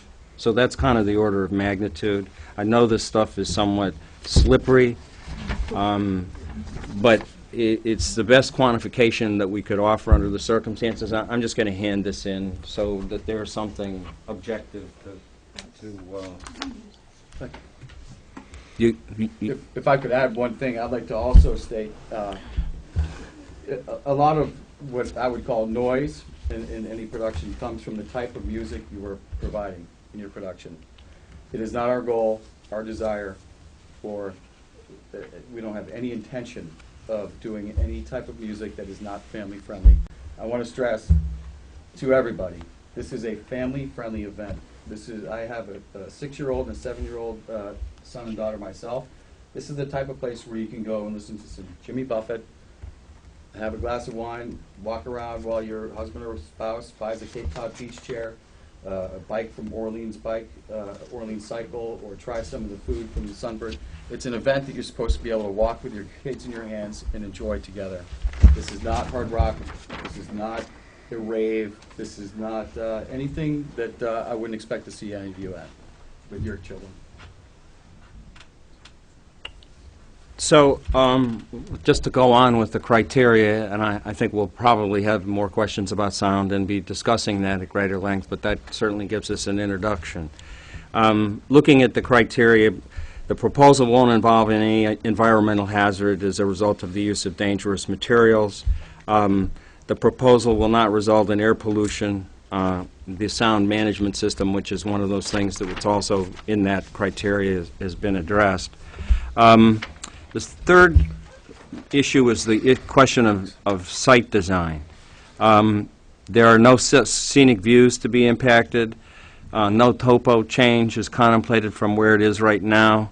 As it relates to the site and its beautification from its present condition, I'd like to call upon Todd Thayer to describe what he proposes to do in order to prepare this site physically to be a venue. Good evening. Right now, it's got a lot of dirt on it. We removed a berm here, basically, and gave that soil to a contractor in need. This whole process started when the farmers market, as we've done for 12 years or 13 years that I've allowed them to use the site. They are one of the most successful farmers markets on the Cape, and they've become such a major part of the community that they came to us and they say, listen, we've got about 11 vendors that can't come into our Saturday mornings. So we actually helped to expand the site, and all of a sudden the revelation went out that this is a very flat piece of property in the middle of town, and that we should certainly try and open this up to other venues, specifically arts and culture and music, as the desire of the Orleans Community Partnership, and the fact that we have our cultural designation. One of the shortfalls of our cultural designation was we do not have enough live events. That could be arts, music, theater, whatever you want to do. So, so it really actually, I think, developed very organically, where you're sitting on the site and you see that there's an opportunity here. We want to bring in music into town, so what we've decided to do on the site is basically the stalls that you see here are already existing with the farmers market, and they come out at night, or they come out in the day, and they put their white tarps on, and then when they're done, bless you, they put the tarps back here and store them. So we expect that they're going to have another 11 stalls, and that they're going to set up the tents in the morning, and then we're going to take them down after the concert's over at 8 o'clock. The farmers market is again, because of the way that it grew organically, they're absolutely in favor of all this. If you, probably all the people here know now, when you go there, they have music playing.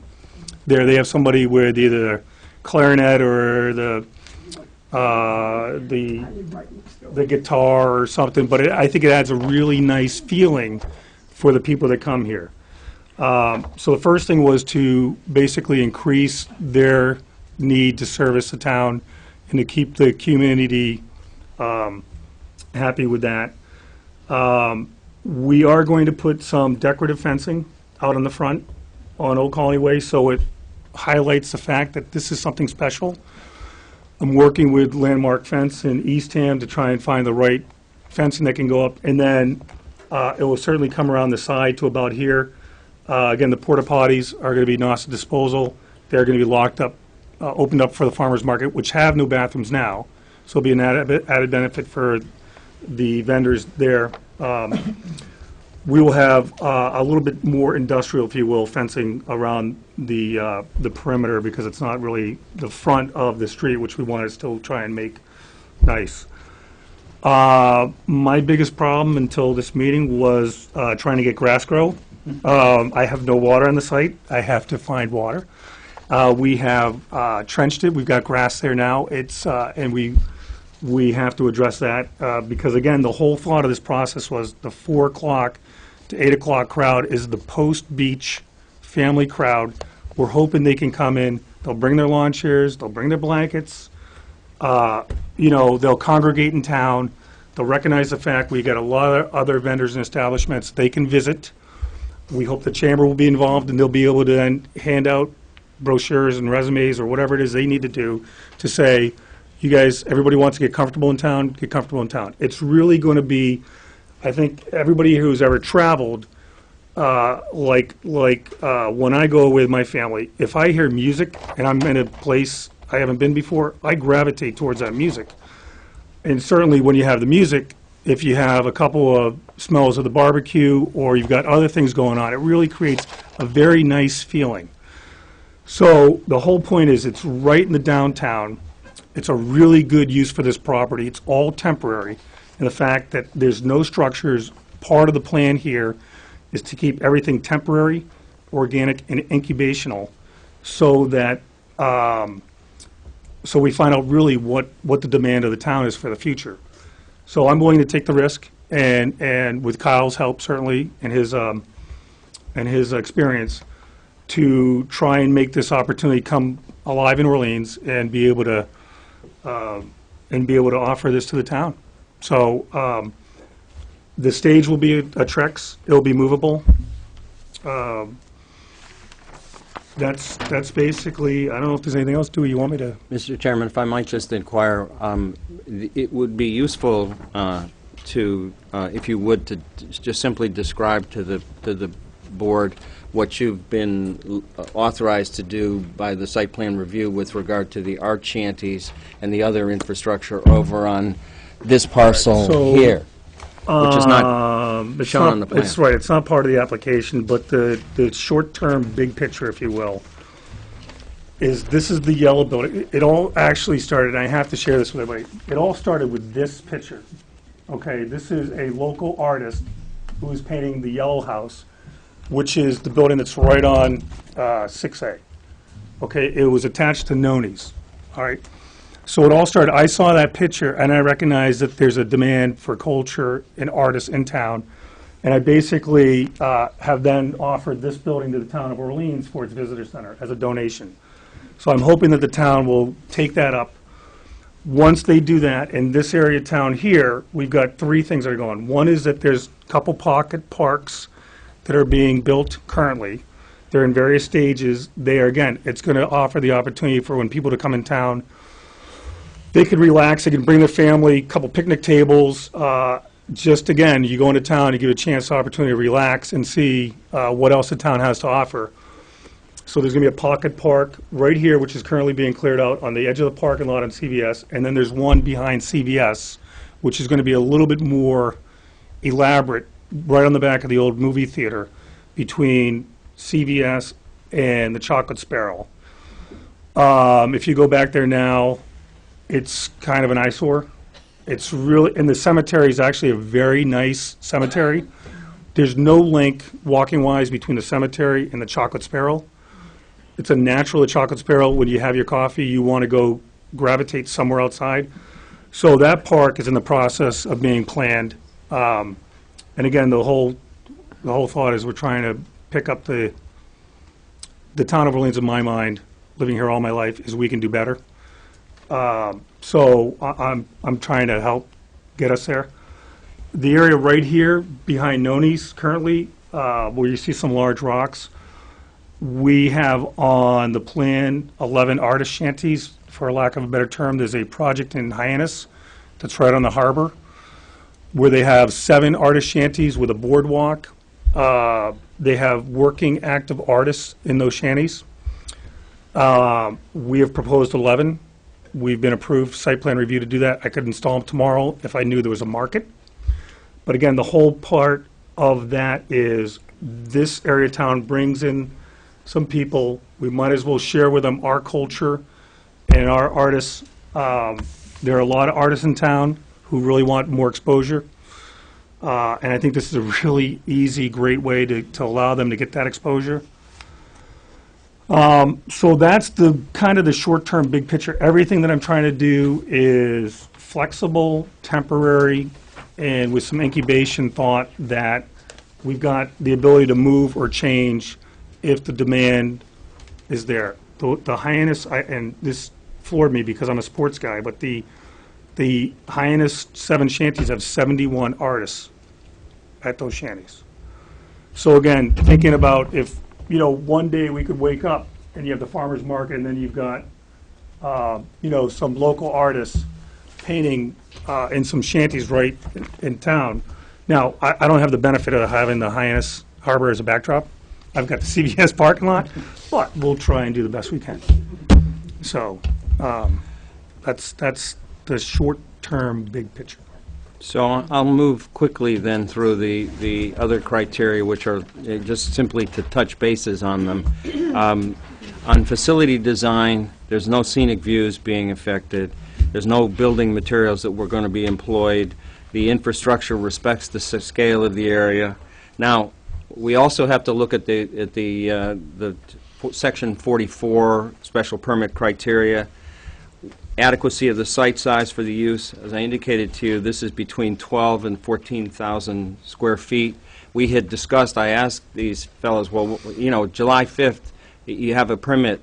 How many are you planning for to show up, and then how do you handle the crowd beyond that? Without bringing them in at this point, 500 is the approximate number that they might be expecting, but the beauty of this is that they can react as they go along, both with regard to increasing the staffing of it and also shutting down admission at a point where it's appropriate. The suitability of the site, it's located in the VC zone, and this is a once-a-week project. The impact on traffic flow and safety we've discussed. There's no permanent impact upon the visual character of the neighborhood. As far as sewage disposal, the septic systems or the septic tanks, the porta potties will be managed in accordance with regulations. There'll be no change in drainage. There is water to the site, though the water to the site will be bottled and available rather than the use of tapping any water for this temporary use. There's adequate utilities and public services. The site is serviced by all public utilities. We, as was mentioned, intend to use local safety personnel, both fire and police, so that we have both their expertise, but also the response time and the coordination that would allow in the case of any unforeseen event. The noise and litter, we've talked about noise. We'll hear some more about noise. But as far as litter is concerned, that site is going to be picked up under temporary lighting if necessary and broken down before the people that are on Kyle's team are finished with their shift. So as of 10 o'clock on Saturday night, it'll all be cleaned up and taken down to the extent that it's going to be taken down. So I wanted to provide a copy of the site plan review just simply for the record. It also includes the approval that there was with regard to those artist shanties. I noticed that it was a unanimous vote, and it was also done on an informal basis without a formal necessity for a site plan review.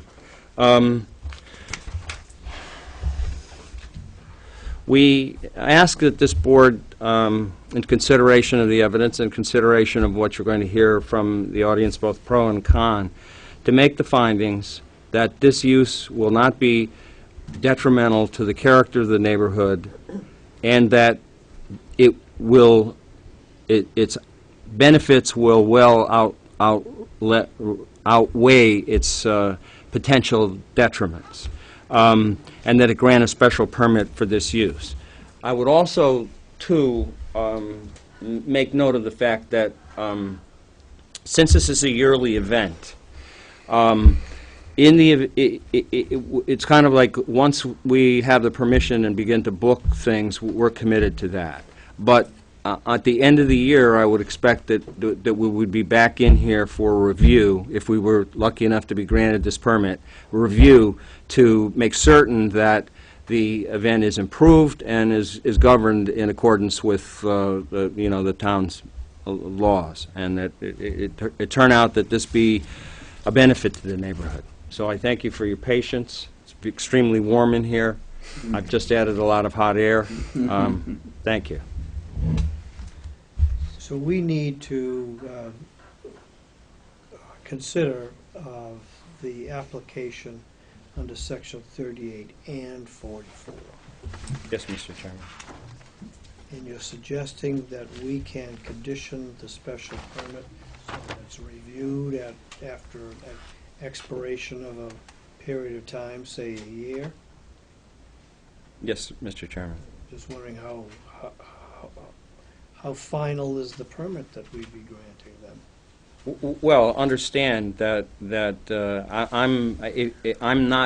I'm trying to provide as much flexibility to the board as possible. That's certainly not what we're striking for. We would expect that you would want to at least review it within a period of time. No, but I mean, really, practically speaking, if you write in conditions, it's going to be a year-to-year permit in any event. So I'm not advocating that it be in that way. It's just as a practical matter, it's a yearly event. It's logical at the end of a year you take an audit and see what you did. I understand that, but I'm not getting the concept that the Board of Appeals is going to be supervising the continued operation of under the permit with responsibility. I think generally we send applicants away with a grant or denial of a special permit, taking them according to what evidence is generated at the hearing, and not taking another look at it. Just a thought. We'll come back to that. I have received the decibel chart as Exhibit 1. I've received the Site Plan Review Committee Notice of Decision as Exhibit 2. Is there any questions by any members of the board of the applicant? Beth had a question. I have a question as well. Go ahead, Beth. Okay, just for clarification, the farmer's market is 2 mornings a week? It is Saturday mornings from 7 to noon, and then it's Wednesday afternoon. Wednesday. 1 to 4. Okay, so the farmer's market's 2 days a week. And then when are you proposing to have these concerts? Is that like one? We're proposing Saturday nights, 10 Saturdays in the summer from 4 to 8. Music off at 7:30. Okay, so it's just once a week for the concerts. Once a week. Thank you, I wasn't clear on that. Just on once a week, not on the 4th of July? Once a week. Rain or shine? We're worried about rain. I didn't understand the stage. I heard it was made out of Trex? Trex. made out of Trex, but what, is a roof on it? No. It might be a tent if we think it's deemed reasonable. Yeah, I had a couple questions. Could you describe the commercial aspect of this endeavor? I noticed there's a bunch of gates and fences and everything. Is it admission fee?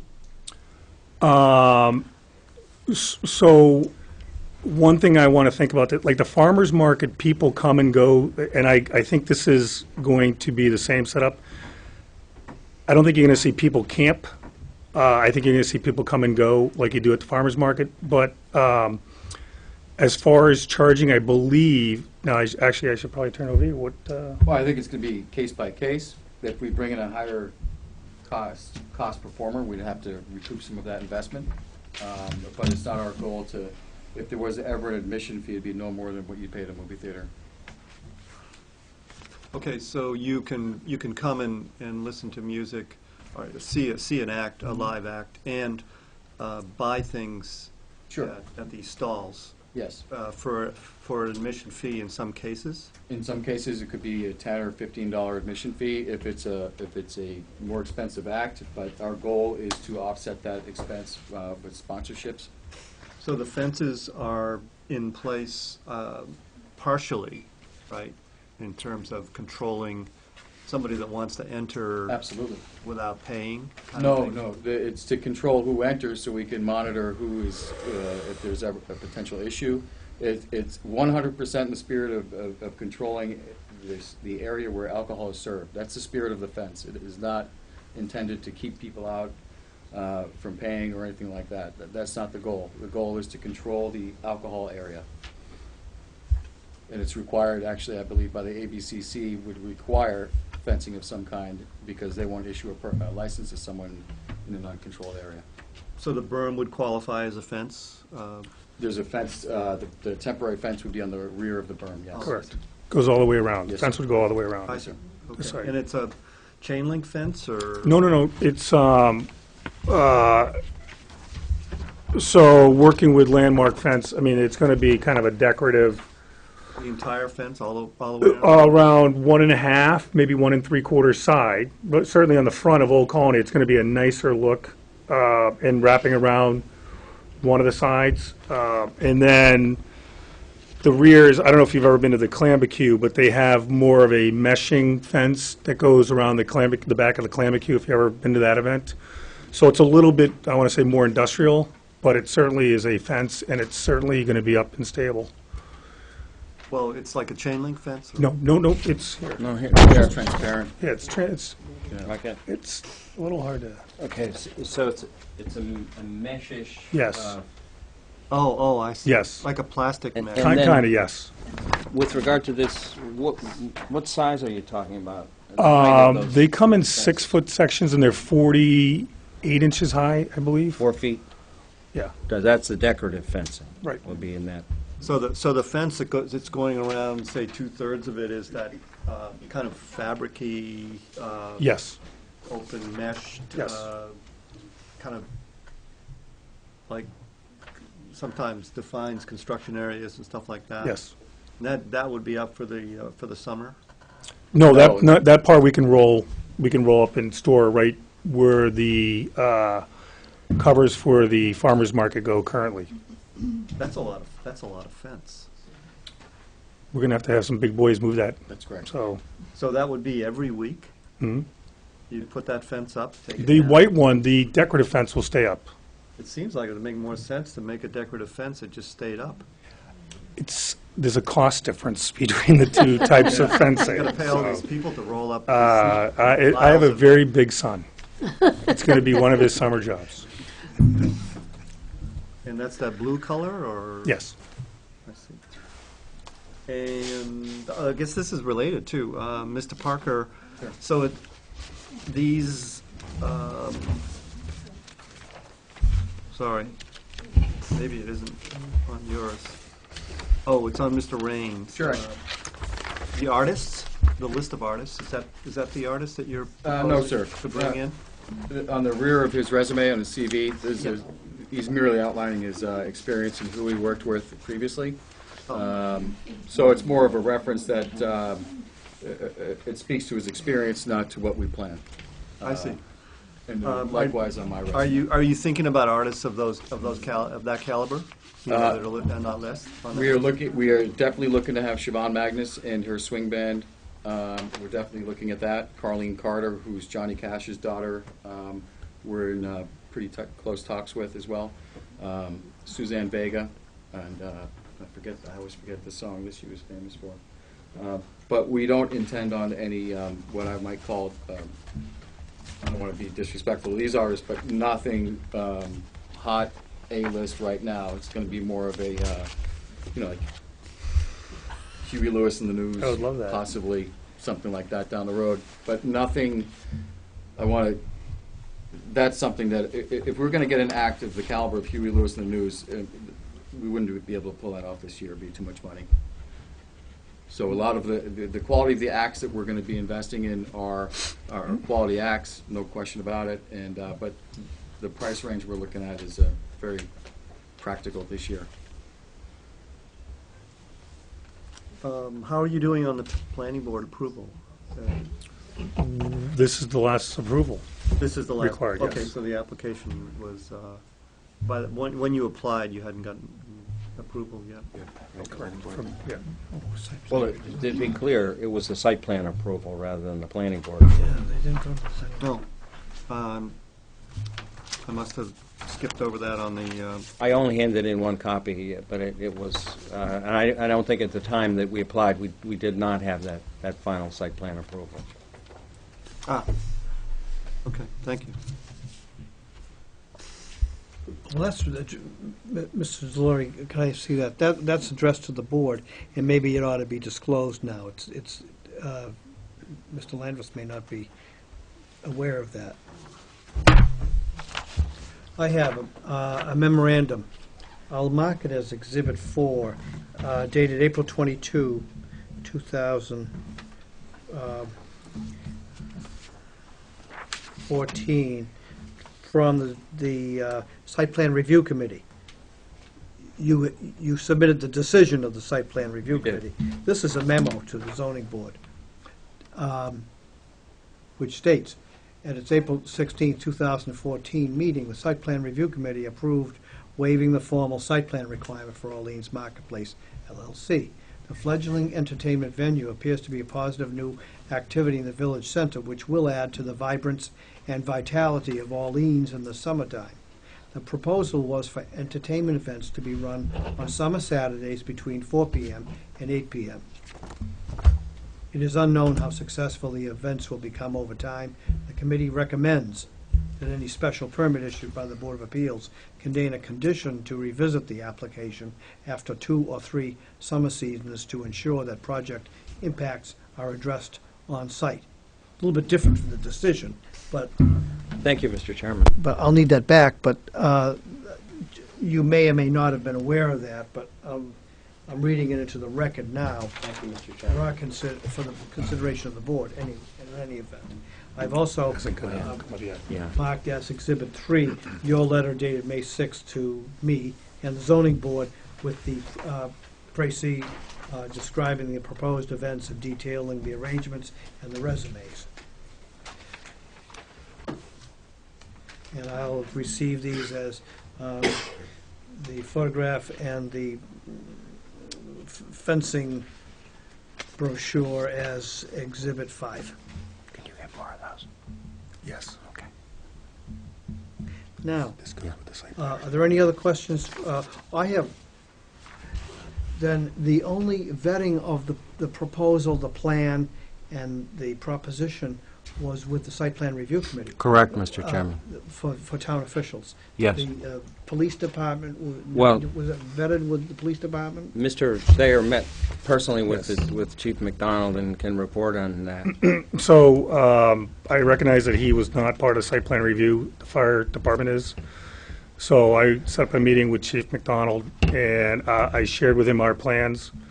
I told him about the way we were going to staff it. We were going to have security, that we were going to have retired Steve Reiner, police from Brewster, as part of the security team, and that we were going to have a detailed. He was absolutely, he appreciated exactly what we were doing, and he was in favor of the plan. He asked if he could actually be more involved with the plan. I think by his thinking was he wanted to have more visibility in the village center. His long-term goal is to have more visibility in the village center. So I've actually offered him this building for the summer. So he can operate out of there in the summer, which is right next door to the music area. Then I'll accept your report of your meeting with the chief then, as, otherwise there was no vetting. No. No other. Well, there may not have been any required. No, I I was just understand. concerned. Are there any other questions of the members of the board of the applicant? Yeah, I had a couple more. Yes, I didn't mean to cut you off, Mr. Delory. Thank you. Okay, so, Mr. Landreth, I guess I was confused because on the page 7 of the application, it says the planning board determination is required, but I guess it was supposed to be site plan review committee. It was intended to be site plan review. I apologize for that error. We simply followed the direction, which I think was correct, that the building inspector gave us with regard to, what we needed to do in order to. It's just one of those anomalies that it's coming here and under its current guidelines. I guess for the applicants, is the farmer's market going to use, during the Saturday, is they going to use that same stage in the way they do now? If they'd like to, I'll let them use it. But again, the purpose of this is really just for those events once a week from 4 to 8. Does that stage have a cover on it? Like a roof We structure? said there may be a tent on it if we think we're going to need it for the rain or the weather or something. You got a picture of it, don't you? What's that? A picture. It's a bit elaborate, that picture. Yeah, no, yeah. No. And I had one question for Mr. Harrison. Is this in the same district as the apartments across the street?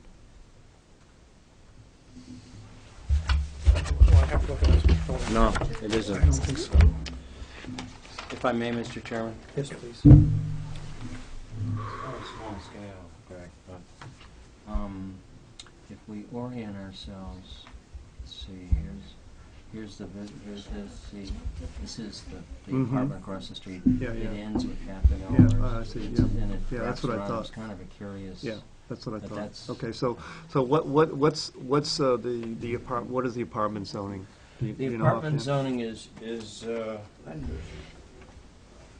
General business? limited business. And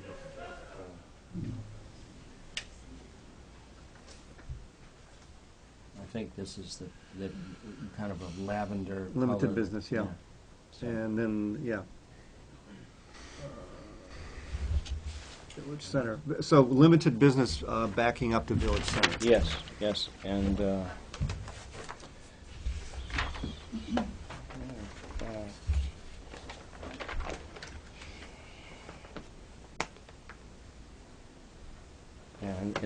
okay.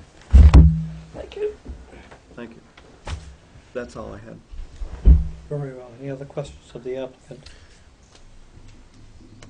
Let the record reflect that in support of the application, the board has received a letter from the owners of Argonauta Jewelry Designs in support, in other, stating in part that those individuals saw this plan as a wonderful positive for the town, and appearing that the energy and vitality from the farmers market would parlay into this type of project.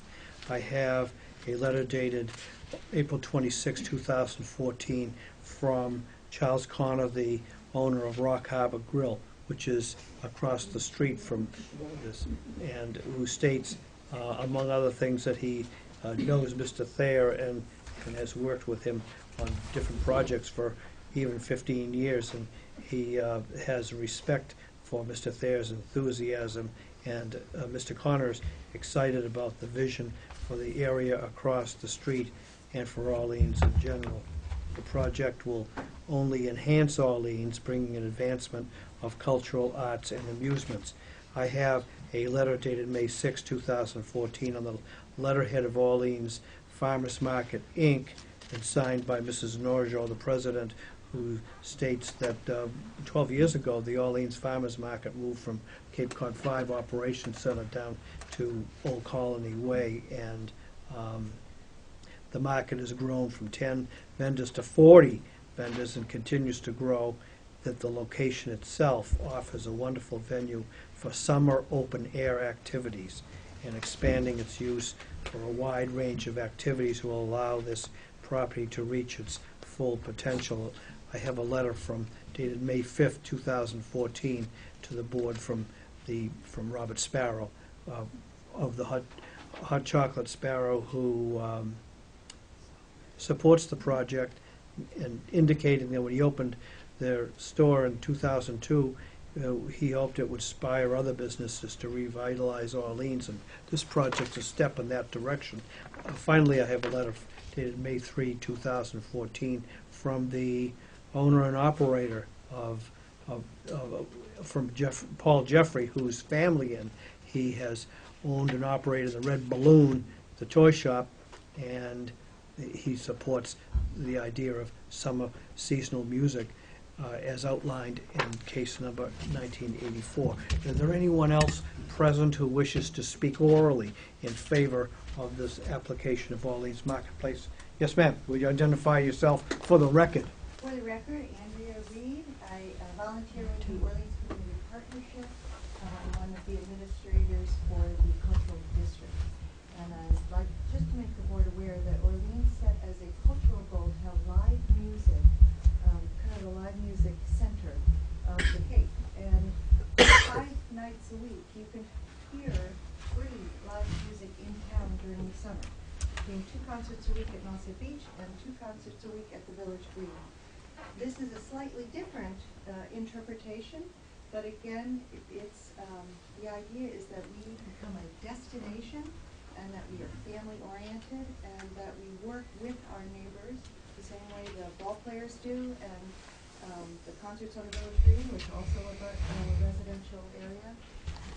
Those concerts started with a little tiny venue in Parish Park 3 summers ago. We outgrew it quickly. This will be our 2nd summer on the Village Green. We went from an audience of 5. We had 135 people at the last concert last year. So just to make note that quality of life is what we're talking about, and it may take us a while to figure out what the right balance is, but I think the cultural district is very supportive of this kind of activity. Very well. Thank you. Is there anyone else who wishes to? Yes, sir. Good evening. My name is Peter Haig. I'm from Architectural Design. I actually am involved in the project, but I'm also a citizen in Orleans and very actively involved with the Orleans Community Partnership. One of the things that we are working on a larger scale in this area is really trying to enforce the idea of a walking village.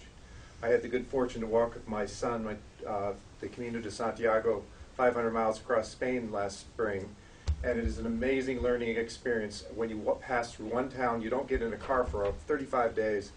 You never travel faster than 3 or 4 miles an hour. But you walk through these towns and you experience the density and the vitality of these vibrant medieval cities. And Orleans could have that sense of vibrancy. It's not going to look like Pamplona. It's not going to look like Astorga. It's not going to look like that. But it could have that sense of vibrancy. And it takes people of goodwill to work together to try to find that. And I was thrilled that all of the people in the town that we spoke to about this project, including all those in the site plan review, were so supportive. Fire department was supportive. People see this as an opportunity. We stand on the threshold of doing something great. Let's not miss it. These folks are taking a great risk to bring this to us. It's not my wallet on the table, it's some other people's. And I'd love to see that people could see this as an opportunity and not as a detriment. Thank you, Mr. Haig. Are there any other comments in favor of this application? Very well. Let the record reflect that in opposition to this application, we have received a series of letters, one by Betty Murray, who comments, among other things, that it's possible to shop without musical accompaniment, and this objects to the application. A letter dated May 6, 2014, under the signature of Marina and Ron Oliva, who also comments upon the not only the noise level, but also the possibility of increased traffic and maybe speeding and parking problems.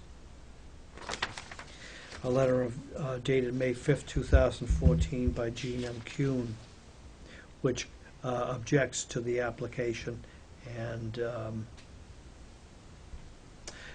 for reasons including traffic congestion and noise, which will be both increased. A letter of Ann C. Linehan dated May 7th, 2014, who does not support the public address amplification of drums and other loud musical instruments at the Orleans Marketplace without off-premises decibel metering, because those performances could create a noise problem for her fellow residents at Old Colony Village. I have a letter dated May 3rd, 2014, under the three-page letter under the signature of George E. Dunn, who objects to the need for an outdoor entertainment center in this location, this neighborhood being principally residential and commercial, and it's presently utilized at full capacity. Claims that the outdoor entertainment center at Eldridge Park is convenient and certainly sufficient. I have received, on behalf of the board, a series of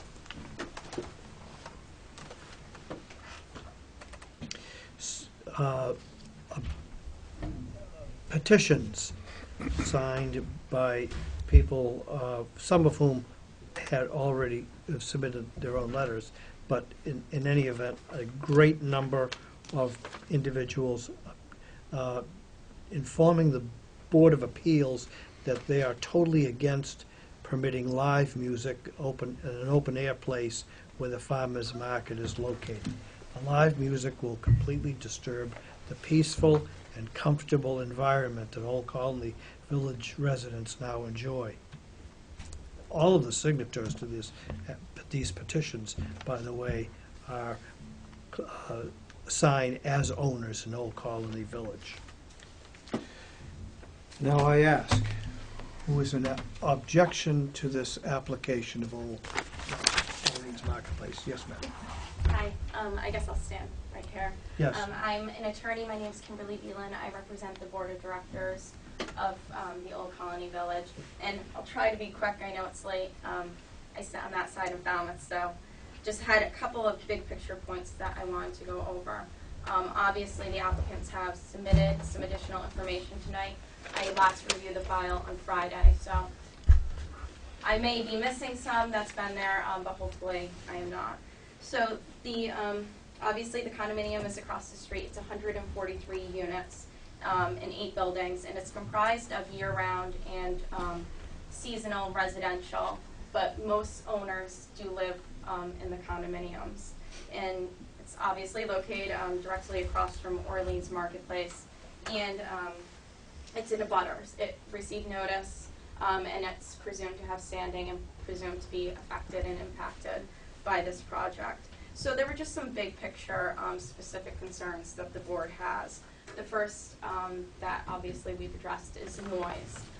The stage, the way that it's positioned, and obviously I missed some of it, but it's positioned so that it's facing toward Old Colony Village. So any sound that's coming will be projected out.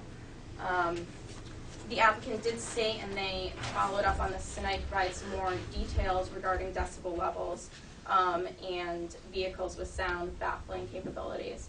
I respect Mr. Parker. I respect his experience, but there's no evidence that there was a sound study performed here. Decibel levels to be tested on the phone certainly isn't conclusive, and there is no evidence that there was a site-specific study performed in this instance. To say industry standard is 98 decibels tells you nothing about what is actually going to be occurring on the site, and even, with the sound baffling vehicles, what's going to be occurring at the property line and then be audible from my client's property. Just want to go over, I had marked some notes as we went along tonight. And then in addition, there was a lot said tonight regarding between 4 and 7:30. The noise is just going to be between 4 and 7:30. Obviously, there's going to be a lot of setup time. We had some evidence tonight regarding takedown time extending until 10, sanitary facilities on the site. So trucks are going to be coming and going, and there's going to be people out there setting up for this event every week, taking down the stage, or maybe not the stage, I think the stage might stay up from week to week, but other facilities that are on the site. So it's not just limited to 4 to 7:30 as the applicants would have you believe. It extends and has a great deal of impact outside of those times as well. As to traffic, again, Mr. Parker is not a traffic engineer, I don't believe.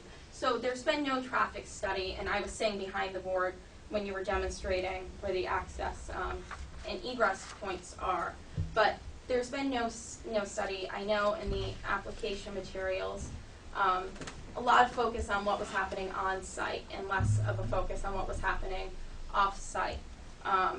So we would like to see a traffic study. We think that the board needs to see a traffic study in order to make a reasoned decision regarding whether there is an impact on traffic.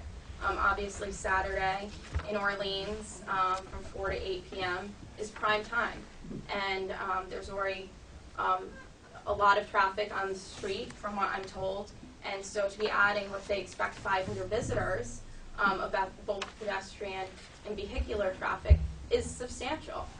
So to see some kind of traffic study saying that it's not going to have an impact on the neighborhood or on the roadway would obviously be helpful to the board in making their decision. And in our opinion, the board would be, I guess, ill-advised to make an opinion without having such findings before you.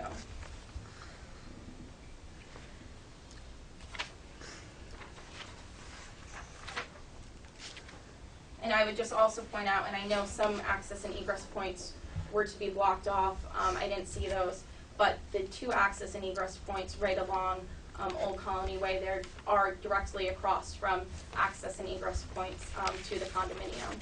So obviously, if any traffic is flowing outside of that or entering there, there will be a direct impact on my client's property. Another big picture concern is also the parking. I know that they said that they have hundreds of spaces available in Orleans Marketplace.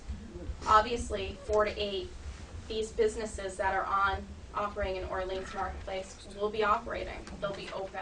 I noted the 2013 special permit decision allowing the expansion of the restaurant on the site specifically says that the board found that parking was adequate for the expanded restaurant and the current uses on the site.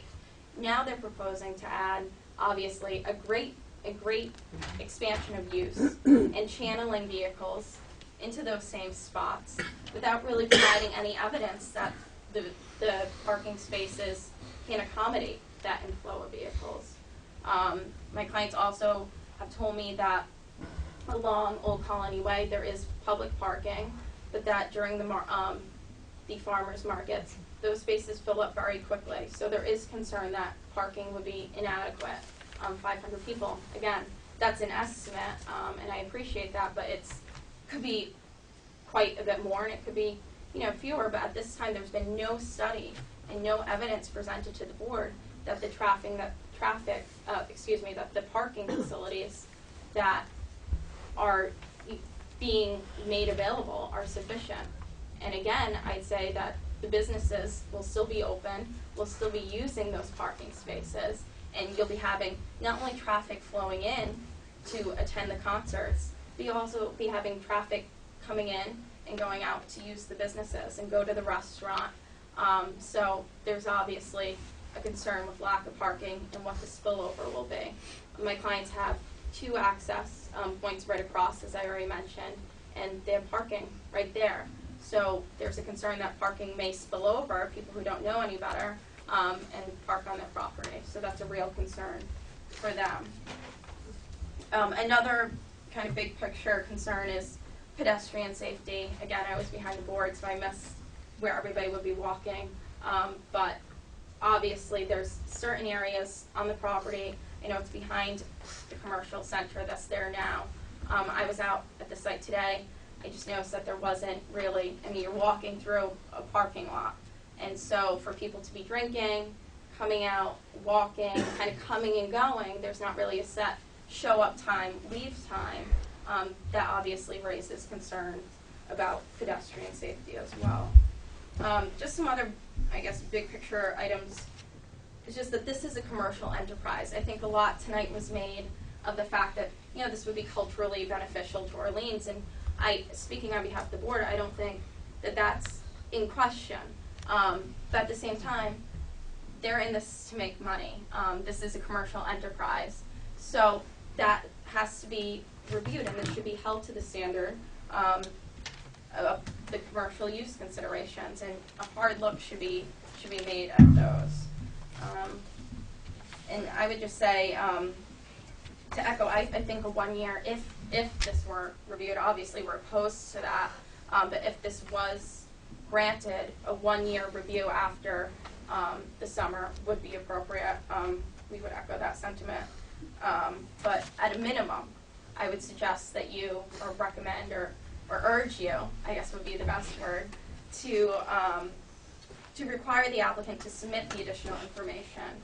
We all just sat in here for the bowling hearing, and one suggestion made was an acoustic engineer. And this is, I think, a larger scale, potentially a larger scale. It's out in the open, and no such study has been performed. So I would really urge you to continue the hearing out if you're so inclined to grant it. Obviously, we prefer that you didn't, and urge you not to.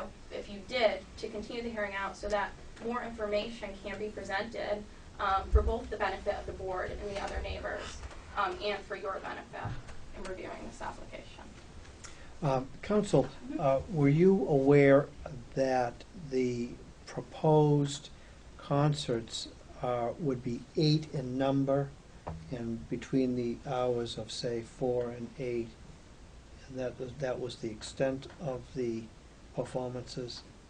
Were you aware of that? Yes, I think, and I don't... And your people are objecting because of parking, sound, traffic, and pedestrian access? Yes, and yes. Okay. I think the testimony tonight was 10 concerts, I believe, and there was some discussion, he said at Fine Point, about some others extending into September. And also note, it's every Saturday in the summer. So, you know, it's not, it's just 10 or it's just 10 events a year. It's every Saturday in the summer. People have their windows open and loud music will be coming in. All right. So, you know, it's not insubstantial. Any questions of the counsel for the objectors? How many parking spaces do you have in front of Staples and Guapos? 483.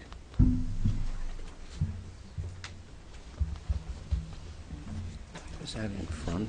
That's all the whole site. Okay. It's 10 acres. Well, you're including the back of Willie's also, the entire site, 483 spaces. When you met with Chief McDonald, was there a discussion of restricting parking along Old Colony Way? No.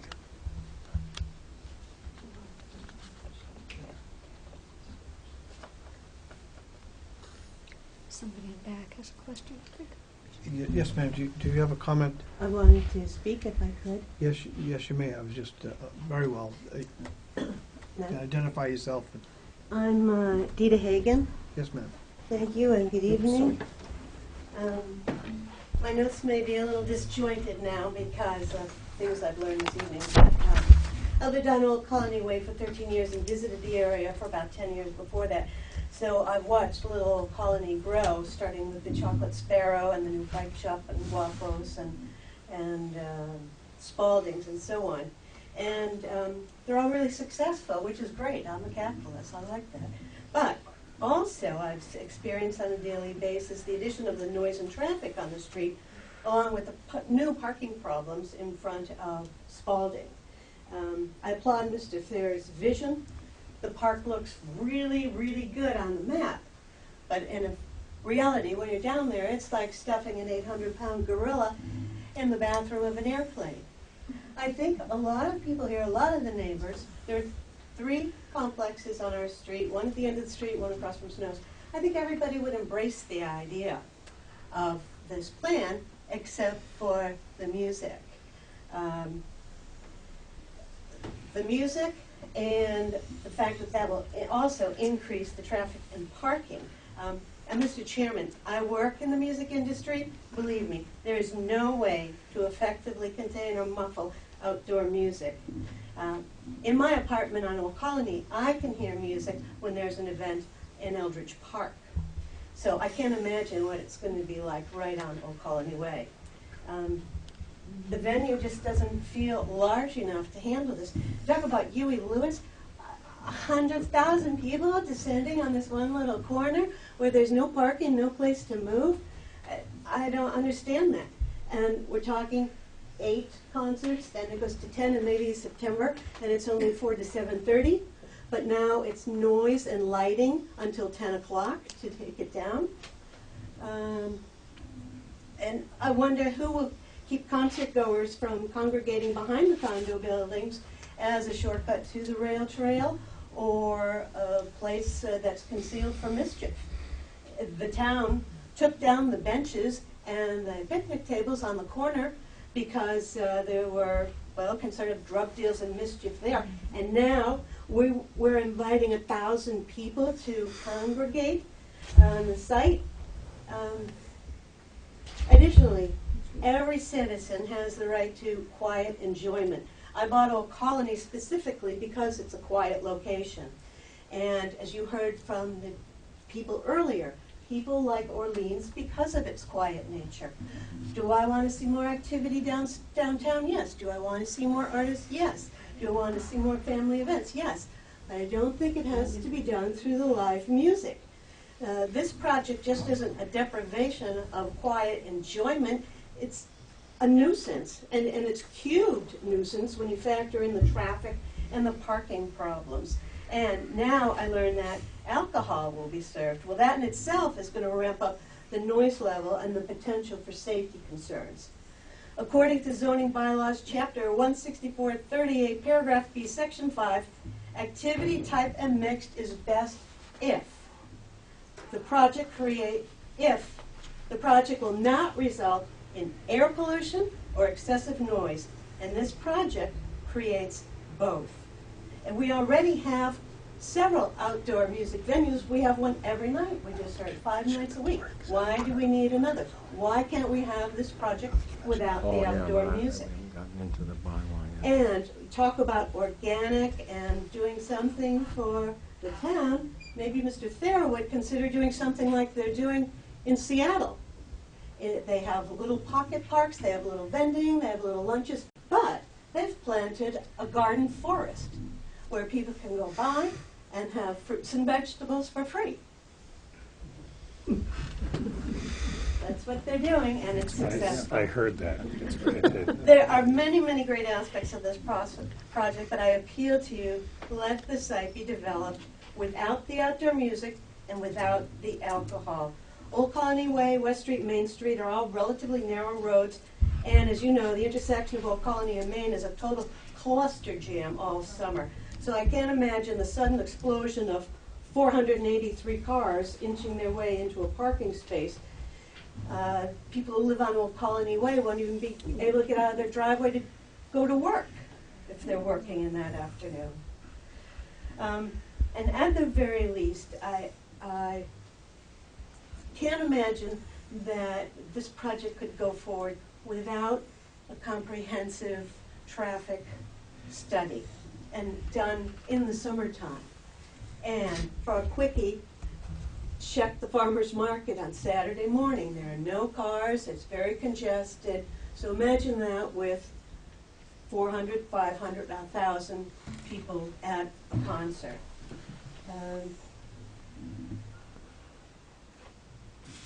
See, I have more heat to add to the room. I'm concerned about closing the street. If we close Old Colony Way, that's infringing on property that doesn't belong to the applicant. So I implore you, please, before you make your decision, consider what kind of effect this noise and traffic and parking and safety issues, how that would impact the end of your street or behind your road or outside your front window. Thank you. Thank you, ma'am. Thank you. Yes, sir. Yes, I'm Jack Hamlin, president of the Bayberry Village Condo Association. Yes, sir. Sorry, my voice is gone from getting so dry. I'd like to iterate most of what's been said here. We have some of the same problems. We abut the Orleans Marketplace to the south. We have a fence that is at the end of where all the parking's going to be. And we're worried that this is in disrepair as it is, and it might be forgotten when all this else is going on, and makes a great dumping ground for plastic cups and things like that, so I would want that addressed. Also, our only egress out of the complex is onto Old Colony Way. And then it's to West Road and to Main Street. So we can't go around the thing. And if you've been out like 3:30 or 4 on a Saturday in the afternoon, you got traffic from Skakit, and you got the bottleneck up the light at 6A, and then trying to even go near Main Street on Old Colony Way. It's just a disaster. So, and I don't know that West Road really could handle all this traffic. It's a very steep incline. I'm surprised nobody's been injured there. And also, I had the thing with the overflow. You know, when I used to go to these things, I would park a half mile away and walk so I could get out quicker. You know, and our parking lots are going to be, we have very little space as it is for guests and other people. So if we have overflow of concert goers and other people, that could be a real problem.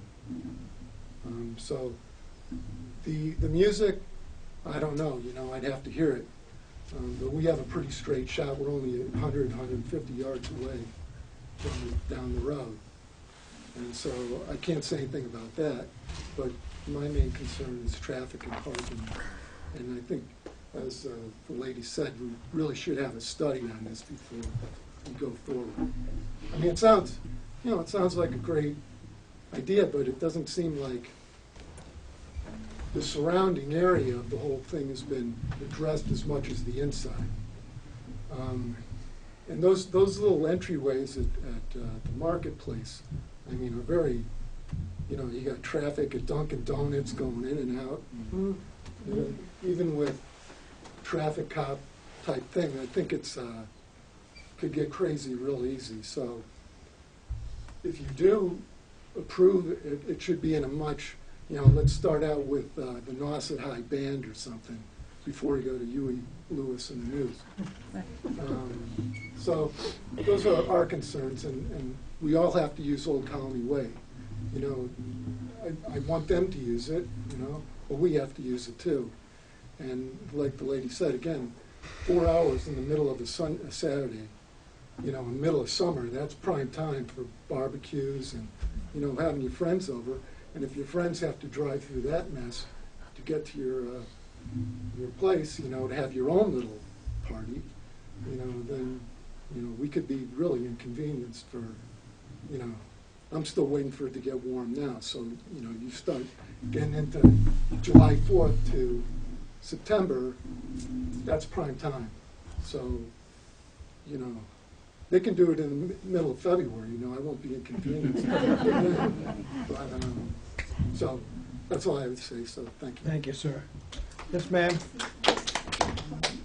My name is Donna Fiore. I am on the board at Old Colony Village. I just wanted to make the Board of Appeals aware of the fact that our board has been working with the town of Orleans for close to 2 years on the traffic situation on Old Colony. Tom Daly has been at our last 5 meetings, Bud, I think. And the town is very aware, just 365 days, about Old Colony and the traffic and the parking. There are 2-hour parking that goes all the way down to our clubhouse that's signed by the town.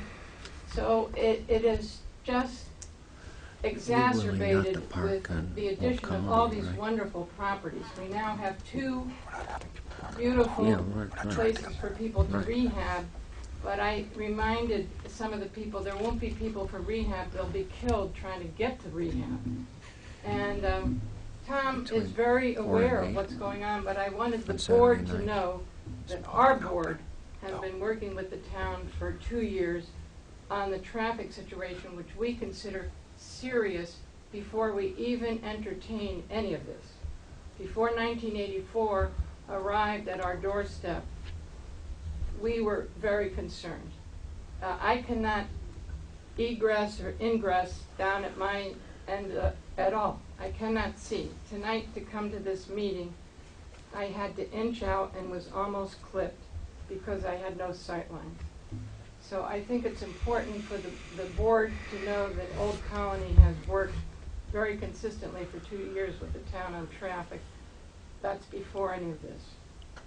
So thank you for allowing me to interject that. Thank you, Ms. Fiore.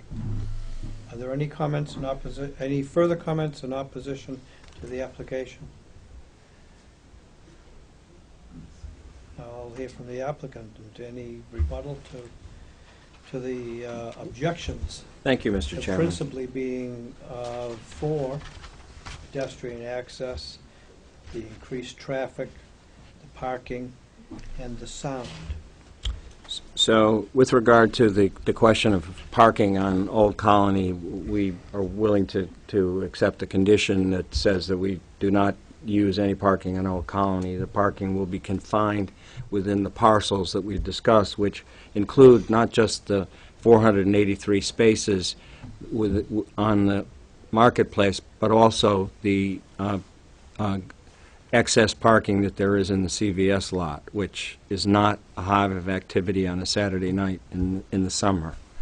I would also, Mr. Chairman, I didn't talk while any of those people talked, so I wish they'd hush.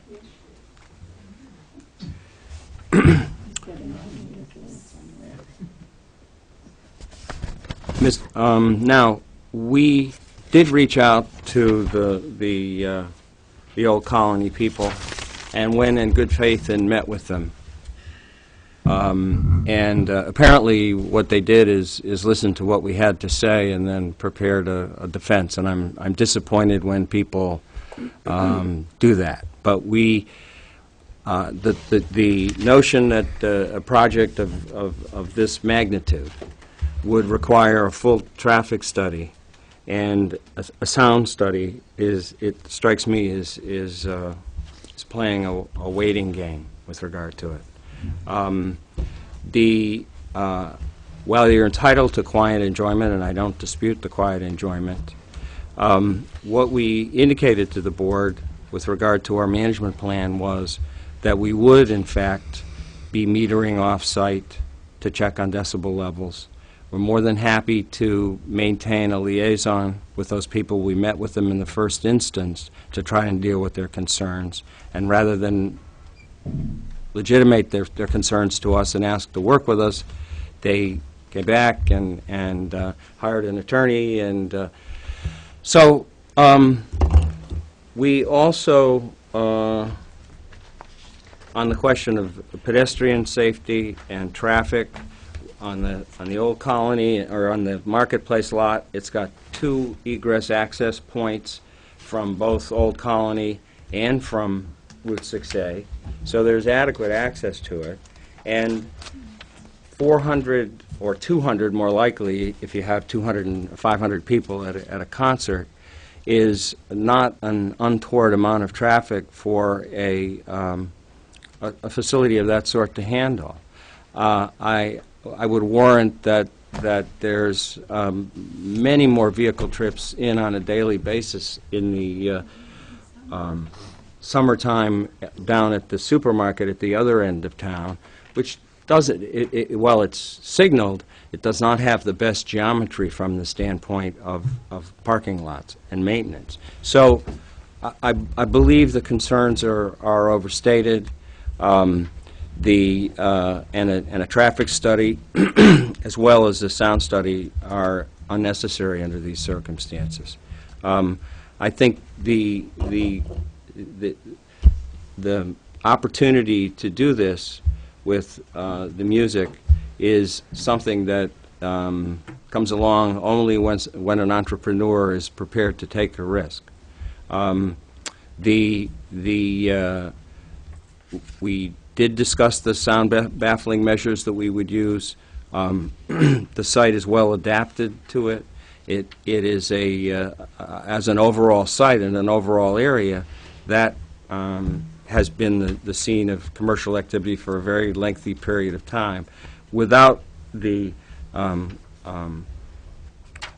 list of horribles that might occur, I'm put in mind of when the Dunkin' Donuts was first permitted to go into that location, which now it's part of the fabric of it. So it's difficult because it's a seam between what is a business district, not a residential district, and a village center. So sure, but you know, people of goodwill can live together and make things work. We're only looking for a chance to initiate this.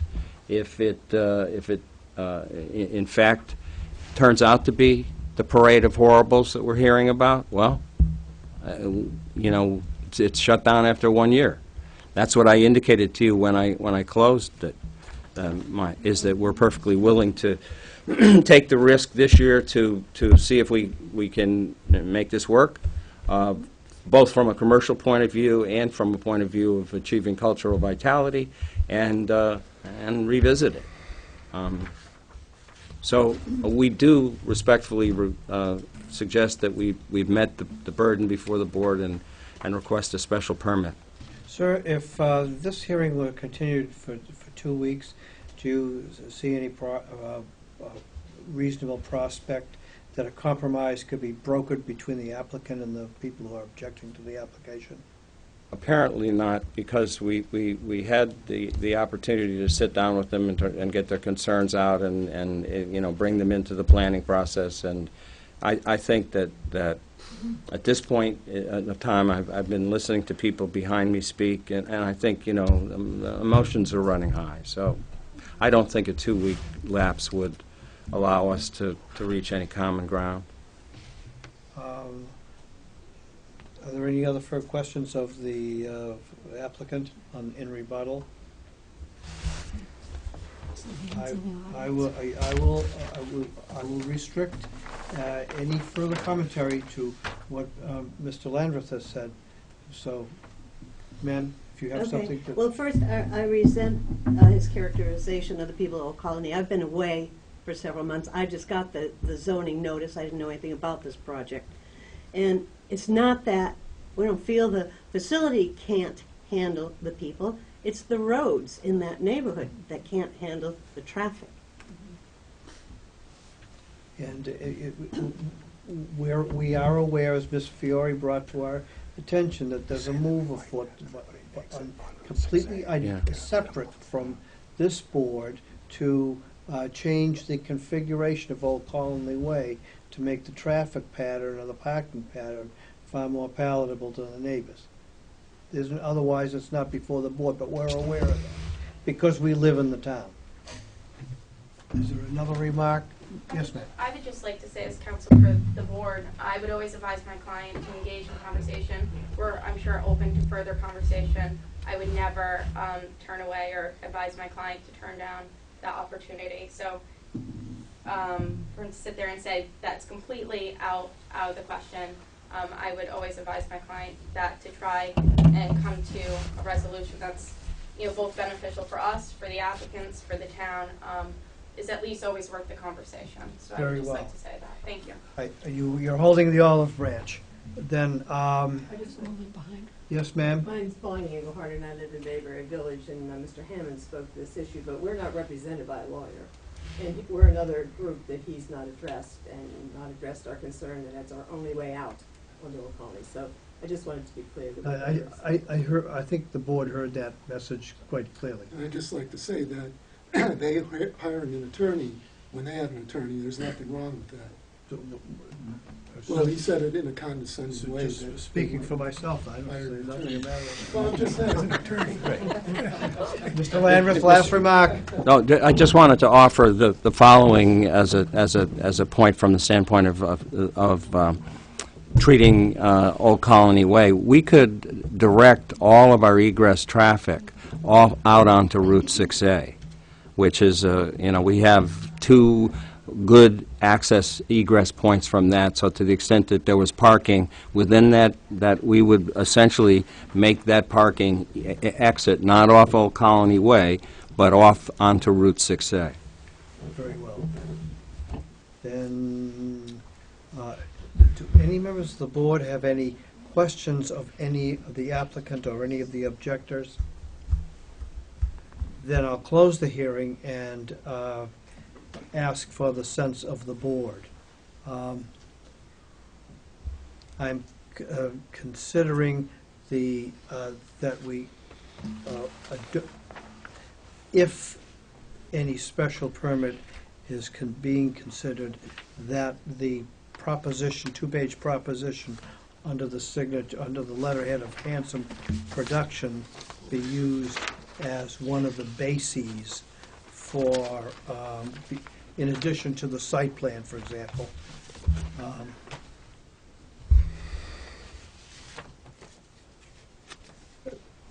Rather than attaching a series of conditions. I'm thinking that maybe since I hear, if the board should see fit to grant a special permit, that there be one condition that it expire on May 1st, 2015. What is your sense, Ms. McCartney? Just a thought, Saturday is changeover for rentals. So everybody's coming in Saturday and going to the grocery, and Shaw Market is just a nightmare. Stop and Shop is a nightmare. Would there be any possibility of doing it on Sunday night?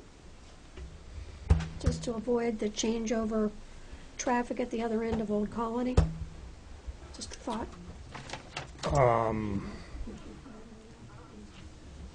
That's not our plan. No, I know, it's just something, it might be more conducive to people on Sunday when they've gotten here and found out about it to come Sunday. I don't know really how to answer that. No. I think Saturday seems to be the night where people congregate and then figure out where they're going to go for the night. Okay. So No, that's fine. I just, looking at it from the summer tenant standpoint. Okay. I'm really a little bit kind of conflicted because I don't really see the zoning board as being in a position of alleviating traffic in a village center district where you might think that increasing pedestrian and vehicular traffic on any night is probably a good thing. The question is which way is it flowing, I suppose, and those are just few random thoughts. I think generally the project is a good one. I'm trying to do, also struggling with making it work so that the Orleans Marketplace and the folks at Bayberry and Old Colony are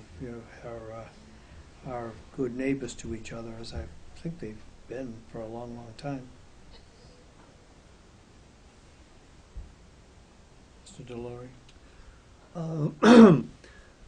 I would be in favor of approving the 1-year trial, but I feel that half of the noise problems would go away if the stage were turned around and put at the other end of the diamond, so to speak.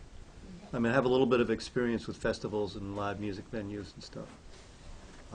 If you stand in back of one of these things, you don't hear much. It's all blasting that way. And if the traffic if the egress and ingress to the event was purely off of 6A, Old Colony were the emergency access, that might solve some of those concerns about the residents on Old Colony.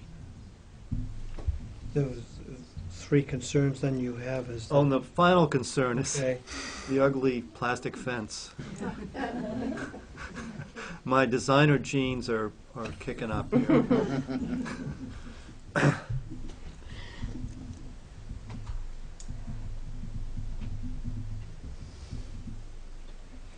I don't know very well, but the appearance, the aesthetic appearance of the fence, 1 year, termination point to the special permit, the siting of the stage, and the egress to Old Colony Way. Mm-hmm. Those are your concerns. Mm-hmm. Mr. Mulligan. You know, you sit here in this board, even for a short while, you know that any new activity brings some burden on someone. And I think that the preponderance of the community benefit in this case clearly outweighs, in my mind, what burden there may be to the neighbors. I am convinced that there is a significant traffic burden.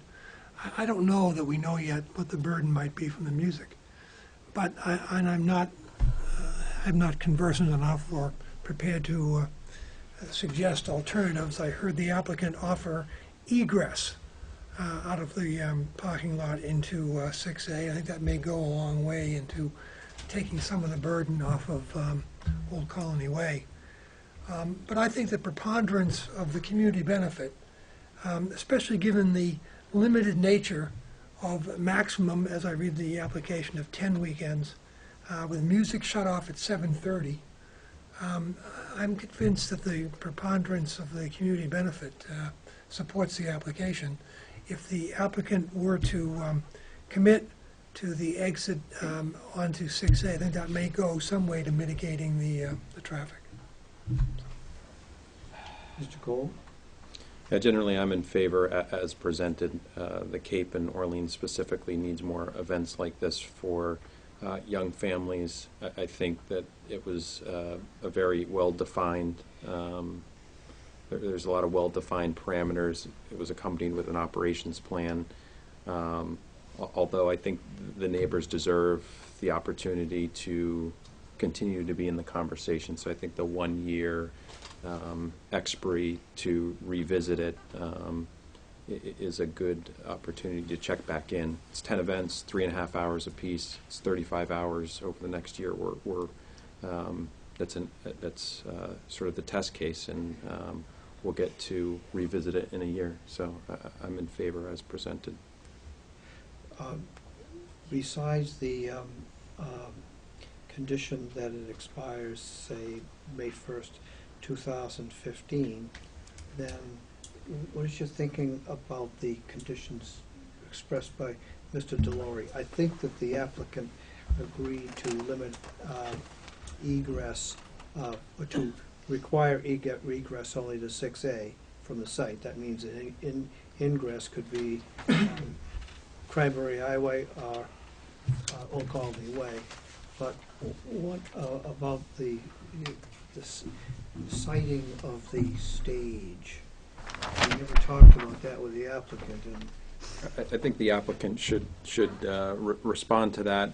In terms of parking, I think the applicant knows the site far better than I. I'm not a parking or a traffic expert.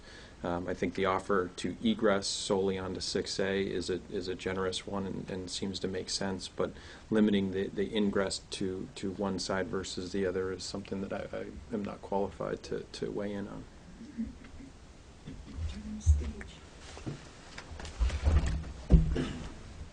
So, you want to respond to turning the stage? What do you think? Well, I don't know. I don't know where we're. I think we have to vote. Okay. Members of the board.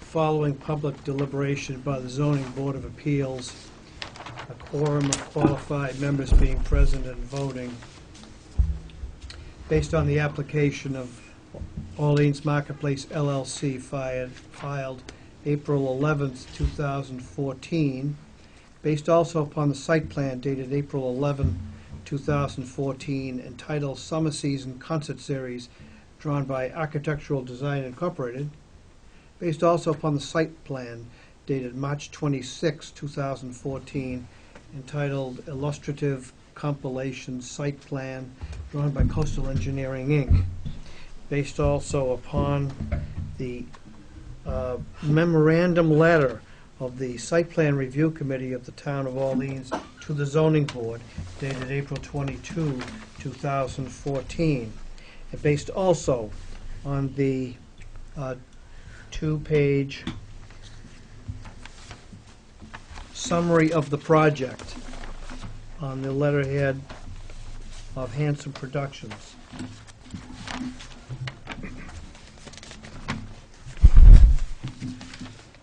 Undated, but marked as Exhibit 6, May 7, 2014. I move that the board adopt the following findings of fact. The subject property, known as 130 Route 6A, Orleans, is shown as parcels 58, 57, and 61 on Orleans map 33 and is in a VC district. 2,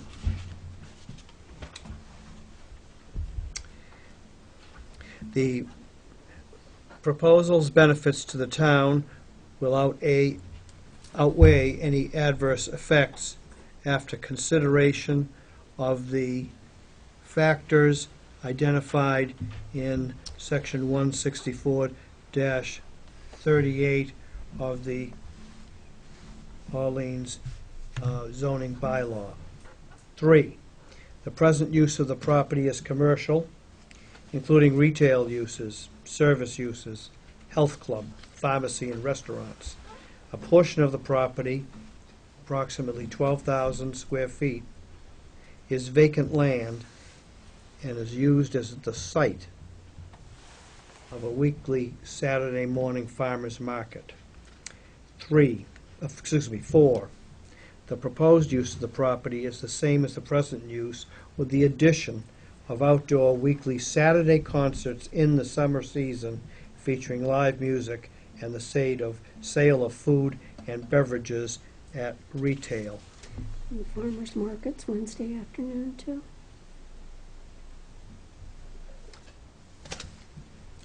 Yes. Saturday and Wednesday farmers market. That was in finding 5. Thank you. The proposed use will not be detrimental to the established and future character of the neighborhood and will be in harmony with the general intent and purpose of the zoning bylaw. 6, the proposed use will not be substantially more detrimental to the neighborhood than the existing use. 7, the site is adequate in terms of size and suitable for the proposed use. The portion of the larger site which will be used for the proposed use consists of about 12,000 square feet. Except for the seasonal farmers market, this is vacant land. The larger site contains provision for 483 parking spaces. 8, the proposed use will have no significant negative impact on traffic flow or safety. The largest site, again, contains a substantial number of parking spaces available to service the proposed use. Pedestrian traffic will be directed and supervised by trained security personnel. 9, the proposed use will have no negative impact on the visual character of the neighborhood. All temporary structures, including the stage, will be less than 1 story in height. 10, the proposed use is isolated from and will have no impact on the method of sewage disposal, source of water, drainage, or water resources. During the operation of the proposed use during the summer season, adequate portable toilets will be on site together with portable hand wash stations. Town water will not be used. Site topography will not be modified, therefore drainage will not be affected. 11, utilities and public services will be adequate for the proposed use. During the operation of the proposed use, temporary electric power will be provided using a professional electrical contractor. The site is accessible to public safety vehicles. 12,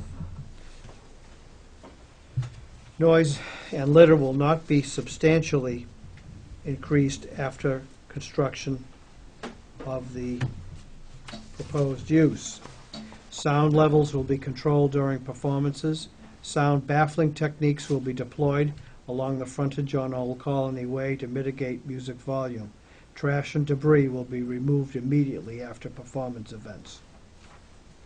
13, there will be no adverse impact on groundwater quality and recharge volume and the water quality of coastal and fresh surface water bodies. 14, the following conditions have been determined to be necessary to serve the purposes of the zoning bylaw. 1, the special permit shall expire on May 1, 2015. 2, the egress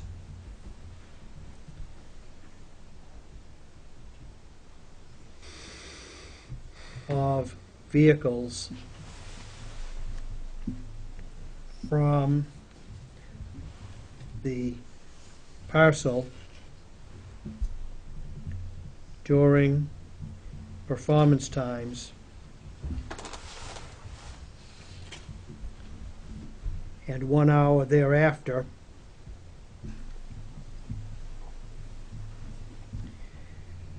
will be limited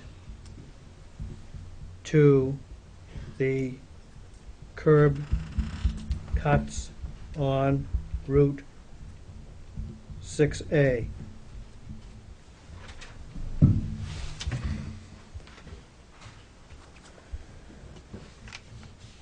Concludes the motion. Do I hear a second?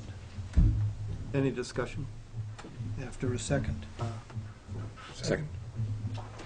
Now discussion on the motion. Thank you, Mr. Chairman. Decibel monitoring? Could you propose an amendment, and then we'll take up that? Decibel monitoring as a condition, how would you? Well, that's a condition in a lot of cases like this. But I don't know how to establish it, the number. We have heard evidence that there will be decibel monitoring. The question is whether we will require that as a condition. So I think it's been offered, perhaps finding number 12, we could edit it and add that the permit holder will monitor noise with a decibel meter at the property perimeter and bring that information back at the 1-year mark. Is that fair? Then, I was thinking of recourse at the time of performance. yes, I think it would benefit the applicant too, because if they can straighten that out between now and 2015 May, that it'll be better for everybody.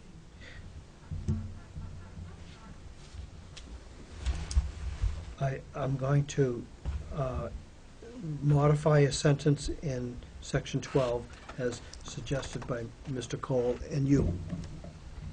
And it would be something like this.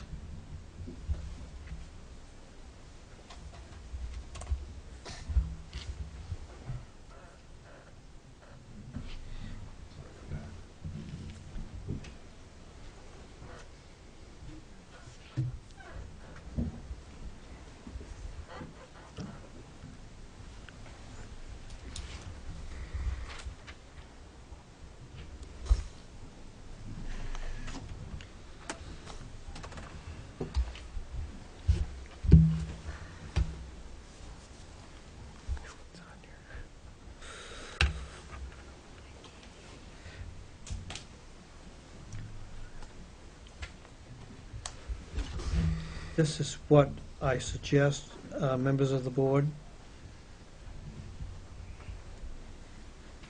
Instead of a finding that sound levels will be controlled during performances, we'll make a finding. It won't be a condition, but we'll make a finding that sound levels will be controlled and monitored by decibel meters at the property boundary on Old Colony Way and during performances, and a written report will be provided to the board on May 1, 2015. Yeah, I guess that's the best we can do because we're not acoustical engineers.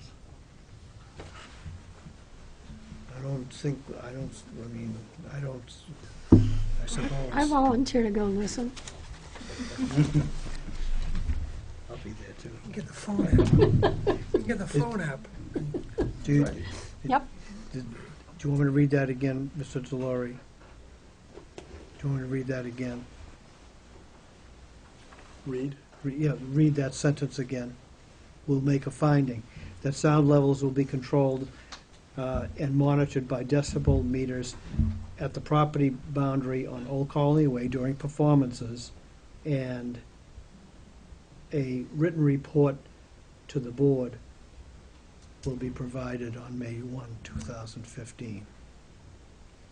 Yeah, like I said, what I was getting at is if Huey Lewis shows up and it's really loud, how loud is that, and how can the neighbors have any recourse? You've got the sound bylaw that we were talking about earlier this evening. The missing link. Okay, so that's always there. Okay. All right? Great. That's What will happen here is you'll have empirical evidence as to what sound was what, and people will be able to place that in relation to a particular day of performance and determine that it was too loud on one Saturday, but not troublesome on another, or whatever it would be. And I guess if the residents were that concerned, they could get their own decibel monitoring and then have recourse with the sound ordinance. It'd be part Call the police. It would be part of the new application, I can think, if the Orleans Marketplace wants to do this again next year, file a similar application, it'd be part of that. It'll be part of our findings anyway, and in our decision.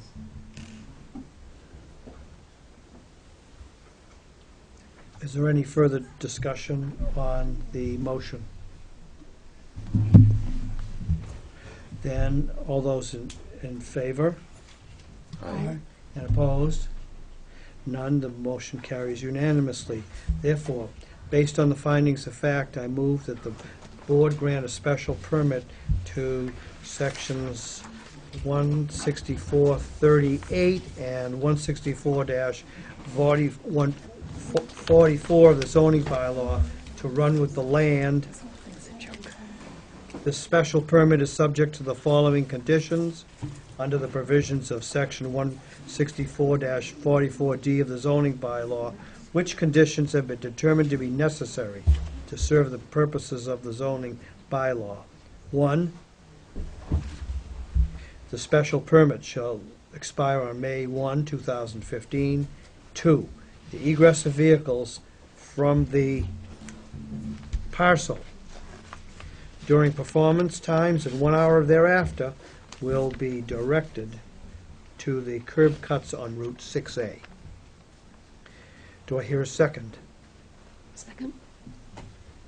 Any discussion on the motion to grant a special permit? Then all those in favor? Aye. And opposed? The motion carries unanimously. Is there any further business to come before the meeting? Second. Second. All those in favor of granting the motion to adjourn? Aye. Motion carries unanimously. Thank you. Thank you. Thank you very much.